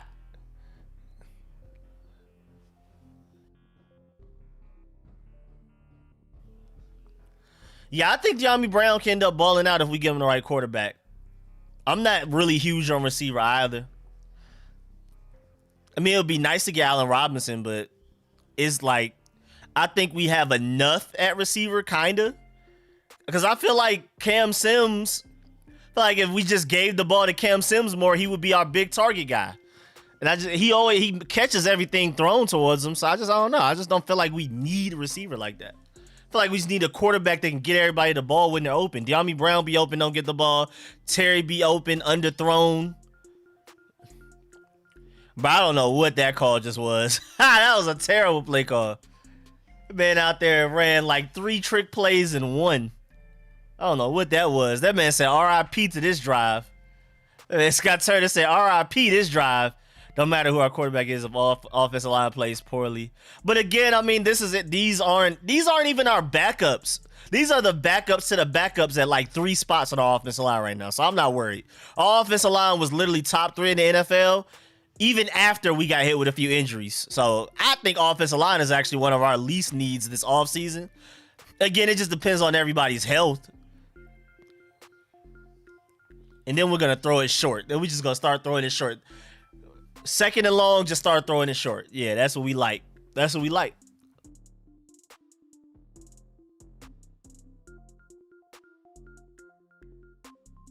De'Ami Brown's strength is running deep routes to catch 50-50 balls. You match that up with a quarterback who can't throw 20 yards down the field consistently, then of course that player is not going to play well. That's what I've been saying too, Rodney. I'm right. Yeah, bro. De'Ami Brown, I think, can still end up being a really good receiver. We just don't have a quarterback that can suit his play style right now. Bro, we have DeAndre Carter, Terry McLaurin, and De'Ami Brown, and you can even count Curtis Samuel if healthy. We have all of these deep threats, and it doesn't matter because we don't have a quarterback that can get them the ball where they want to get the ball. Taylor, you know how many times Terry McLaurin has been deep down the field for like a 60-yard catch? Taylor Heineke underthrows him. Then he gets tackled, or he doesn't complete it at all because he's getting hemmed up by the corner because he's having to come back to the ball.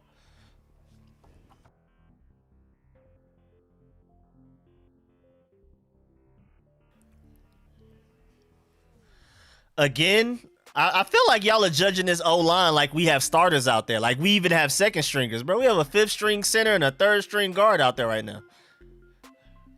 And that third string guard, Sadiq Charles, that's at left guard, starting at left guard today. This is his first time playing the left guard this season. He's played a little bit of tackle. He played some right guard. Today's the first day he's played left guard. Like, it's just, bro, there's no way we can even expect this offensive line to do any better than it's doing right now. Again, it was literally top three. It was us, the Eagles, and the Rams that had the three best O-lines until we got hit with all of the injuries and the COVID. Yeah, even if he caught that, he was still short. No boy Heineke didn't know where the sticks was. But yeah, man, this offensive line was literally ranked third in the NFL. Like in several, not even Pro Football Focus, like advanced statistics. But, you know, injuries hit us. There's just nothing you can do. You have to understand our fans don't know football. To them, everyone is a start. No, y'all think we're going to win today. I mean, we're out there with the backups of the backups. The Eagles are almost fully healthy. I don't even know how this game is this close, to be honest with you. We're literally just going out there with just straight heart because there's no reason this game should be this close. We have the backup of the backups. I think it's terrible. He doesn't have a run game. His ball game. His arm is weak. They were ranked high because Taylor can run. Nah, Taylor hasn't been running that much this year. I wish he was. I wish I could agree with you. I really wish Taylor Heineke was out here running all season, but he hasn't run nearly as much as I want him to. And I think it's a mix of Scott Turner not calling it for him and he doesn't want to. What's good, World Combat Sports? Happy New Year. We have no vertical passing game. That's literally the quarterback. He dodged a lot of sacks this year. I mean, yeah, he's dodged a few. He's made some crazy plays, but overall, first of all, that's been since our O-line has been hurt. He's number 2 rusher on the team. Yeah, but he could still run way more. Like, as soon as Kyle Allen came in the game, we finally started doing design QB runs.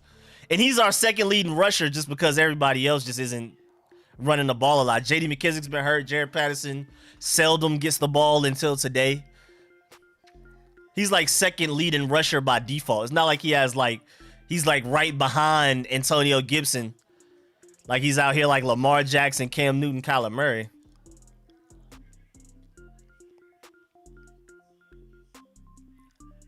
You know they're going to run. Is Jamin Davis alive?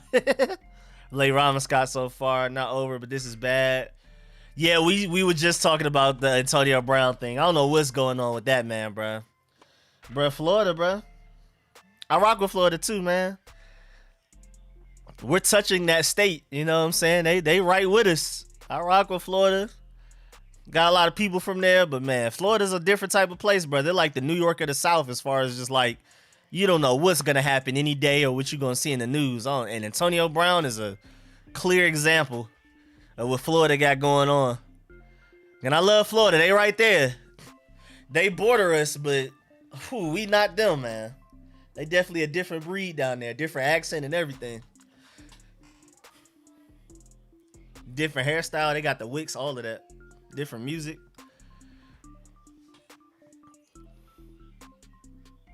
It's crazy too because people in South Georgia talk and act more like Florida than they do Georgia. Like they act more. People in Savannah are more Florida than they are Atlanta. It's kind of crazy. Like hairstyle and everything. Looks like we're gonna lose this one. How much you put on it? This game is over. Heineke will start next year. Put money on it. I wouldn't be surprised, even if we go quarterback in the first round, if Taylor Heineke starts and the quarterback sits while learning behind him. I'm not going to get his organization another view until we get out of the second round of the playoffs. Trade fumbles Gibson and Daron Payne for a decent wide receiver. Dang. Holcomb is too clutch. Yeah, Holcomb is bailing us out, bro.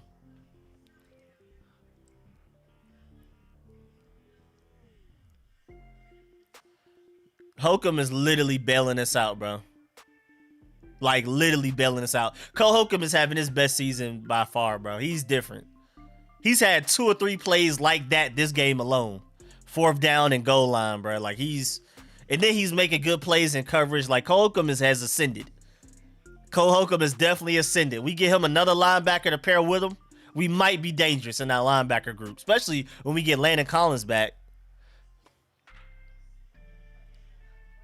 The trades don't work like that. Yeah, they bullied us on that fourth down though. He said we have one linebacker. I agree. As of right now, we only have one productive linebacker. Kinda. I mean, if you count Landon Collins, yeah, we have two. But technically, he's hurt. He's out for season, so technically, we do only have one linebacker. He said this is the last year in reverse. So we gotta hold them to a field goal. Man, they eating up the clock something serious right now. I tell you. I don't know what, boy. This drive is slow and methodical, putting us to sleep. I pray Florida air don't come for Rico. Nah, they too far away, bro. Like I said, there's a gap between Atlanta and Florida, bro. Like South Georgia is literally more Florida than it is Atlanta. It's crazy. Like Savannah, even kind of Valdosta a little bit. If anything, like Clemson and all of that in South Carolina is more like Atlanta than Savannah is. It's crazy. Clemson and all of that stuff, like close to Atlanta and in South Carolina, all of that stuff is like, just like hair-wise, accent-wise, all of that is way more like Atlanta than Savannah is, and we're in the same state. But then again, Savannah's all the way down there, though. I think Savannah might be closer to Jacksonville than it is Atlanta, so I guess it makes sense.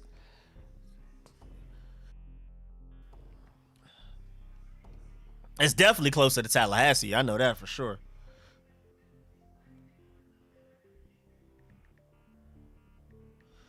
Man, somebody help Antonio Brown, bruh. Florida water, man. I'm happy if we win since we won, and I'm happy to lose, better draft positioning. Basically me. Basically, I'm right with you. Like, I'm just here for the fun of it. Like, I already put it in the title. I'm more so here to evaluate talent. I'm looking at Jared Patterson. I wish I could have seen a lot more Jamin Davis, a lot more Samus Reyes. But other than that, I'm just looking at Sadiq Charles. You know what I'm saying? I'm just looking at all kinds of stuff like that. I'm cool with Taylor starting as long as we draft a quarterback. I think Sierra would like the DMV. You talking about Sierra like Russell Wilson wife? She's from Atlanta. Maybe she will. I don't know. I just know she's from Atlanta. I don't know if she apparently she must be having fun in Seattle, or maybe not. Play calling was the reason we lost. Nah, I definitely blame us not having bodies out there more. I mean, of course the play calling could have been better. I agree with that, but we have no players out there, bruh. We're missing like 15 of like 22 starters out there, bruh. Like, it's bad, bro. It's bad. Like, we're missing at least 12 of our 22 starters. The Eagles, meanwhile, have like all of their starters. I don't know, like, what you can do with that. And then, not only like are some starters out, but some of the backups to those starters are out. Like, it's the backups to the backups out there right now. It's crazy. We need to do all we can to pry Carr away from the Raiders. The front office needs to be fired. Injuries are an excuse, don't you know? Injuries are an excuse. Don't you know what team you support? You think we have a chance to sign Devonta Adams? Nah. He's getting franchise tagged, I heard.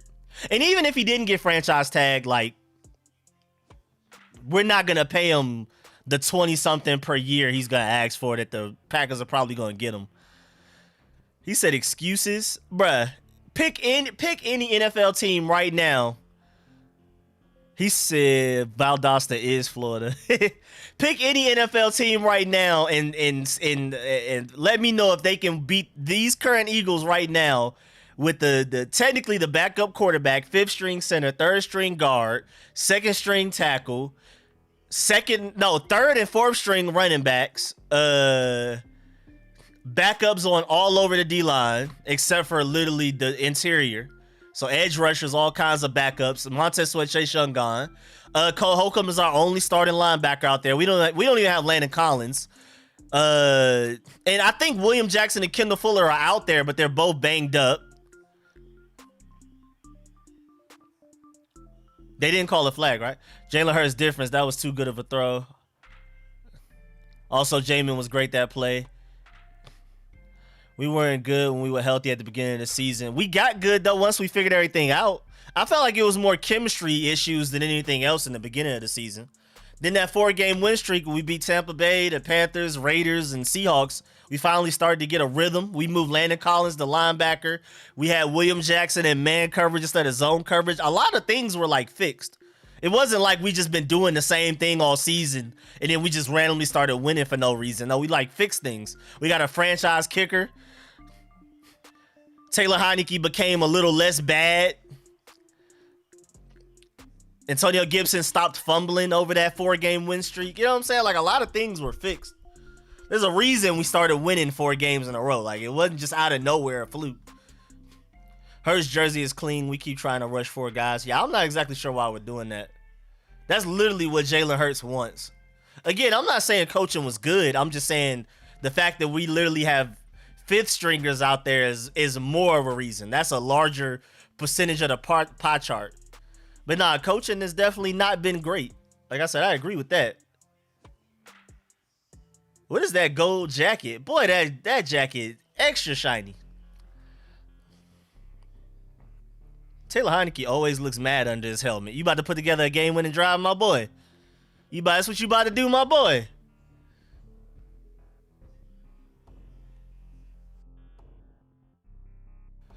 Boy, we started off hot, boy. And also, I definitely blame Jack Del Rio for Landon Collins not being at linebacker sooner. I don't care what Landon Collins says. He's a player. As a defensive coordinator, if you tell Landon Collins to go play linebacker, he's gonna go play linebacker. Like, so that should have been done. I don't know why it took till the bye week for us to finally move him to linebacker. I just don't understand. I definitely blame Jack Del Rio for that. I also severely blame Jack Del Rio for William Jackson being in zone coverage up until the bye week. I don't know why. Like, the adjustments we made on defense after the bye week were so obvious. I don't know why it took that long. And Jack Del Rio definitely at least deserves to be fined for that. If he's not fired, he at least needs a fine for all of the stupidity that we were going through up until that bye week. At least something. He needs to be punished in some way. He needs to be suspended. He needs to get some paychecks deducted. Something needs to happen to that guy.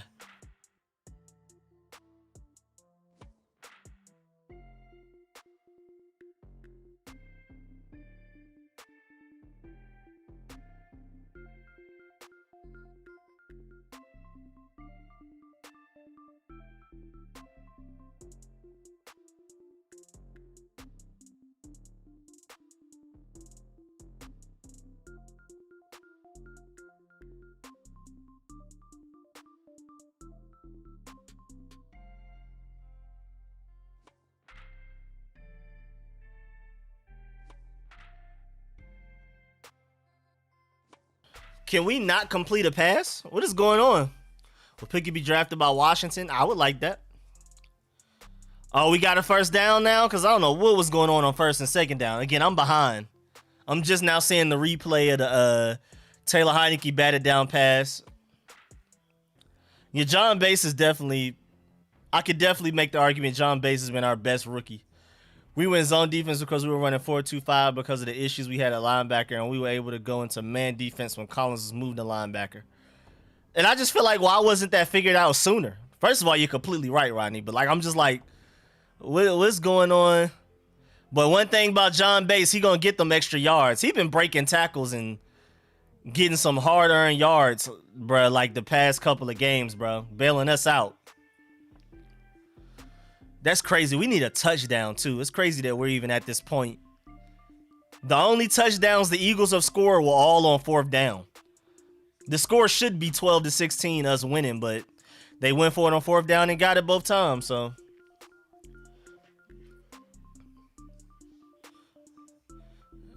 No reason to have heart right now. 2 batted down passes. John Bass was just pulled through. Even if we win, we're not making the playoffs, basically. That's why there was an uptick in the defense. The majority of the team could work his zone and mitigate some of the issues for the linebackers. However, William Jackson couldn't. Okay, Rodney with the facts. Defense play calling, no justice, no nothing. Del Rio has to go.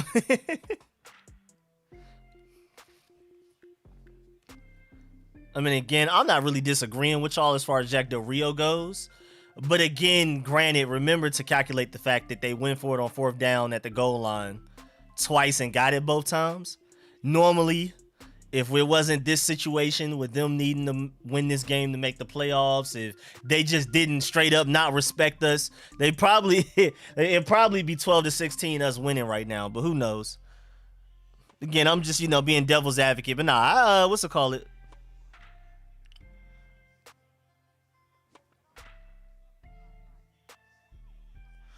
So Antonio Brown, hold on, let me read this to y'all. Antonio Brown needed 8 more catches to get a $330,000 bonus. He needed 55 more receiving yards to get a $33,000 bonus. He also needed just 1 receiving touchdown to unlock another $330,000 bonus. So that man basically just missed out on $1 million because he wanted to do all of that. Rico, can you say fire Sam Mills the third? I guess I technically said it by reading that sentence. But yeah, nah, that man Antonio Brown literally just walked away from $1 million with that temper tantrum. That's just ridiculous. We should be up 37-20. I'm just pushing to it. You can't get back what you get. Wait, Cincinnati's winning? I'm just... Oh, look at the Buccaneers trying to make this comeback. Uh-oh. Uh-oh. Oh, my Scentbird's about to be on the way. Hey, I forgot about Scentbird. Hey, yeah. Taylor Heineke out there maneuvering. Slick a hospital ball, but it got there. Who was that? Wendell Smallwood? I'm tired for the lead in the fantasy pool, and bro, why are the Rams losing, bro? Colts, go ahead and start winning so I can separate. And I don't care about Tampa Bay. Then after that, I need Cleveland to beat Pittsburgh for sure. I can win the family pool this week. I'm actually like in contention to win the family pool. I picked Kansas City. I thought I picked Cincinnati. I literally just assumed I picked Cincinnati in my family pool. I could have sworn I picked Cincinnati. I must have changed that at the last second. Because I was literally like, Cincinnati at home, I'm going Cincinnati. This whole week, I just had Cincinnati, please win in my head. I'm sad. We're moving the ball. Good play call there. A lot of bad play calls by Scott Turner, but that was a good one to get Wendell Smallwood for that first down. That was also a smart decision by Taylor Heineke to dump it off. Good by Scott Turner to have that option there. Rams and Chiefs, what we got going on, bro? And Colts. Come on, Colts. I need the Colts to win today. I picked the Colts. Yeah, I need the Colts to win today. You can clearly see a change in the Eagles defense and no corresponding adjustment from Scott Turner. Hey, man, picking up first downs, doing something. It's not like Taylor Heineke's just out here balling out. It's a little something, a little bit of adjustments. But that's crazy. We need a touchdown.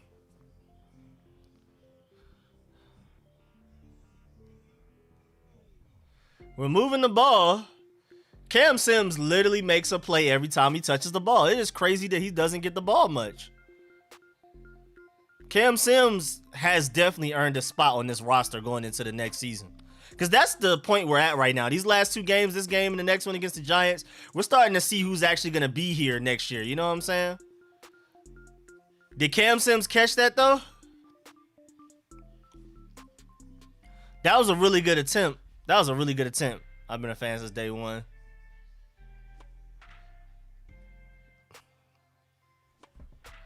I'm just pushing through 50-10 Jacksonville.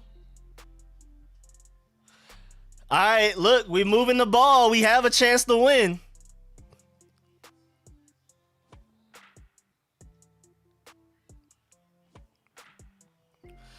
You got to give Scott Turner his credit for this drive.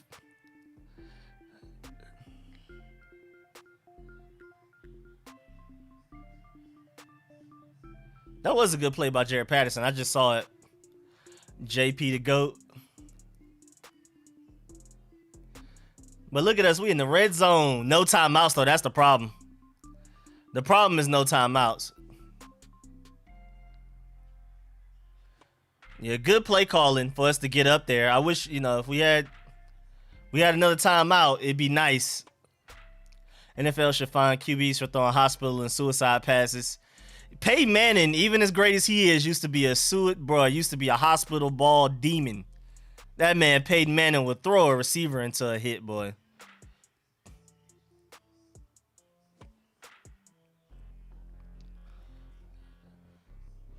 Wait, no. Taylor Heineke, no. I'm seeing interception in the chat, bro. What's going on? I haven't seen it yet. Did Taylor Heineke really do that? He said last season in reverse.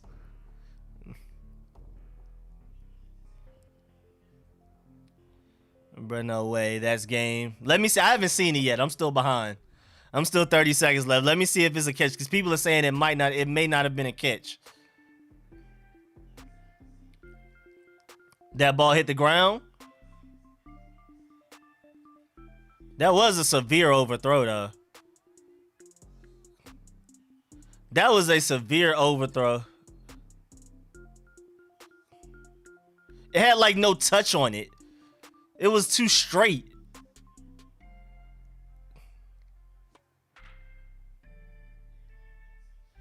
It's a catch. They called it a catch. I mean, again, I don't know. A lot of people seem like they're down about this game, but I feel like we exceeded expectations. I definitely feel like we played way better than we were supposed to. With all of these backups out there, I'm surprised. He caught it. I'm actually pretty optimistic from a loss like this. I mean, it may just be my personality, but like, there's no way we should be in a nail biter with these guys when they're fully healthy and we're down to fifth string players at several, not even just one position. We have fifth string corners, fifth string offensive linemen, fifth string linebackers, fifth string edge rushers, all kinds of corners out there. I'm surprised that we got this close. I'm actually pretty proud of us. I mean, a loss sucks, but I'm proud of us for this. And that overthrow was severe. That right there is the we need a quarterback play right there. There it goes. There goes the Taylor Heineke. We really need to get a franchise quarterback play right there. Man, look at Odell Beckham just being great. Look at him just having fun. I'll never be proud to lose. I ain't mad at that, but we should have never even been in this situation. We literally should never have been in this situation. This game shouldn't have been this close. Honestly, if I'm an Eagles fan, I'm disappointed. Like, objectively. If I'm an Eagles fan, I'm like, bruh, this game shouldn't even been this close.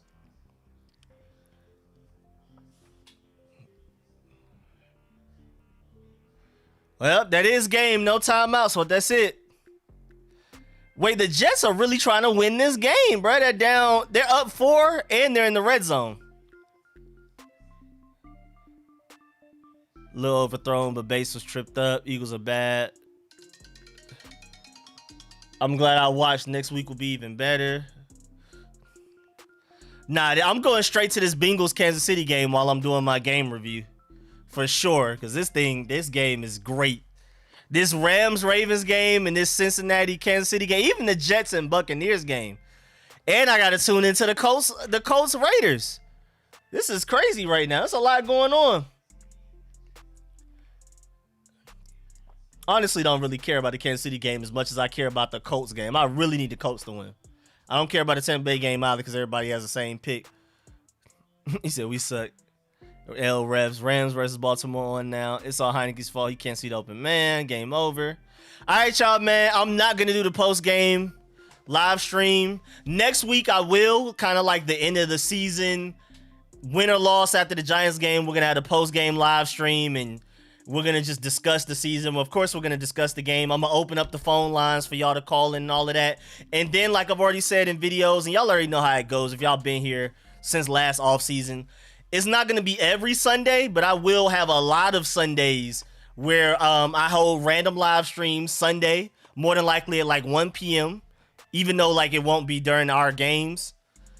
He said, I don't blame you, nothing to talk about. Now, I'm actually about to go work on some content. Like, y'all been seeing the videos I've been putting out this week. Like, all 3 videos, they've been 30 minutes long. They take me, like, literally all day to make. First of all, doing all of the research, then recording it, and then editing takes, like, 2 hours. So, Jamar Chase, there's no way he's that different. I mean, I was on the Chase bandwagon the whole time, but like, golly, man, this is ridiculous. Jamar Chase literally about to carry these guys to a win. And Joe Burrow's so different. But yeah, man, so if y'all say, I've done a whole lot of concept type of videos that end up being like 30 minutes long, watch time and stuff. So I'm about to go ahead and start working on another one because I just put one out yesterday. Can you do a salary cap? Oh yeah, I just did the salary cap video. I did that yesterday. Well, I talked about our overall salary cap and the top 5 free agents we can get at each position of need, but I didn't do like a full breakdown of each player on our team. I may do that later. But like I did like I did a salary cap video. The salary cap rankings were 4th out of the league. You can go look, see where the Eagles and Cowboys and Giants are and everything. And I did a full breakdown of that money. And then I also talked about which players we need to re-sign, which ones we should re-sign, which ones we may not. And then I also have the top 5 available free agents at every position of need. We have linebacker, guard, quarterback, receiver, and free safety. And then I also talk about what money they may get in their next contract or what money they're currently getting. I tell y'all their age. I tell y'all their Pro Football Focus grade and where that ranks out of their position out of the entire NFL. So yeah, go check out that video. Go check out how we can address quarterback in the draft. Go check out my 20 positives from this tragic season. I'm just working on more long videos like that. Like how all my videos been like 30 minutes long and have been like a specific concept or idea. So I'm about to work on that instead of doing a post-game live stream. But again, we're going to have a post-game live stream where y'all call in after the Giants game. It's kind of like a season wrap-up. And throughout the offseason, like I said, it won't be every Sunday, but it will be most Sundays where just random Sundays we're going to have a post-game live, a live stream where we can just talk about anything. I mean, honestly, I may just do Sunday live streams for the playoffs. You know what I'm saying? Since even though our season will be over, maybe I'll do some live streams to watch a specific playoff game. So yeah, just make sure y'all stay tuned, man. Even though the burgundy and gold season is over, you know, the live streams don't stop. The videos don't stop. Y'all know I'm about to get heavy with the draft content. Y'all know I got to come out with at least 5 mock drafts. I got to do my positional rankings.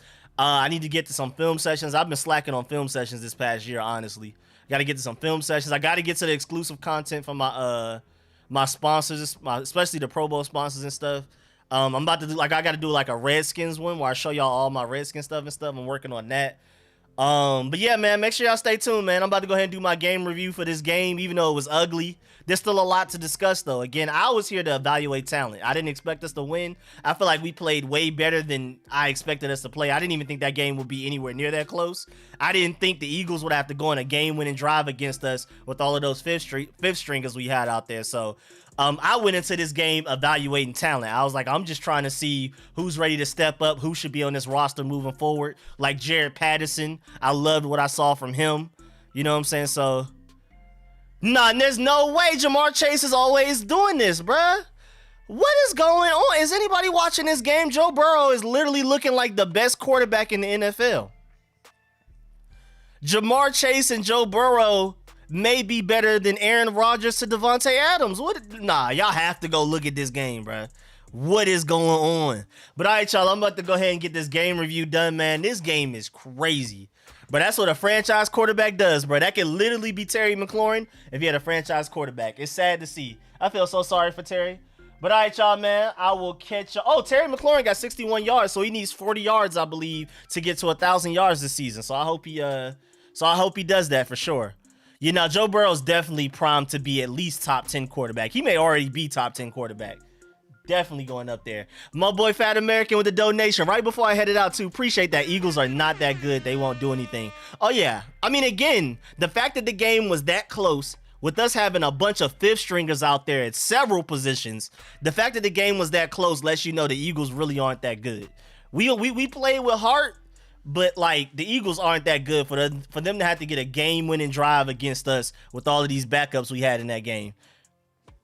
He said, bruh, that game shouldn't have been that close.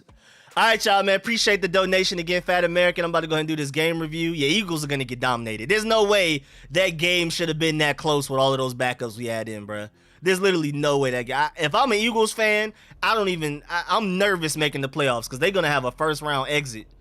We had backups, and ain't no way it should have been that close, bruh. And that's basically what I'm trying to say, bruh. That game literally shouldn't have been that close. But all right, y'all, I'm about to go ahead and do my Rico. So tell how to host the ball. No blitz reads, bruh. It's bad. Yeah, Jamar Chase is different, too. Appreciate that, true one. All right, man. Burgundy and gold, my boy. But all right, y'all, I'm about to catch y'all with the game review, and be on the lookout for more live streams even during the off season, because we got draft talk, we got free agency talk. We can do some live streams for the other teams that's currently in the playoffs. We can do like a literal live stream where we're rooting against the Cowboys. I may do something like that, so stay tuned, man. And of course, even after the NFL playoffs are all over, we're gonna do random live streams on Sundays so we can just talk. But all right, y'all, man. Catch y'all later, man. Appreciate y'all.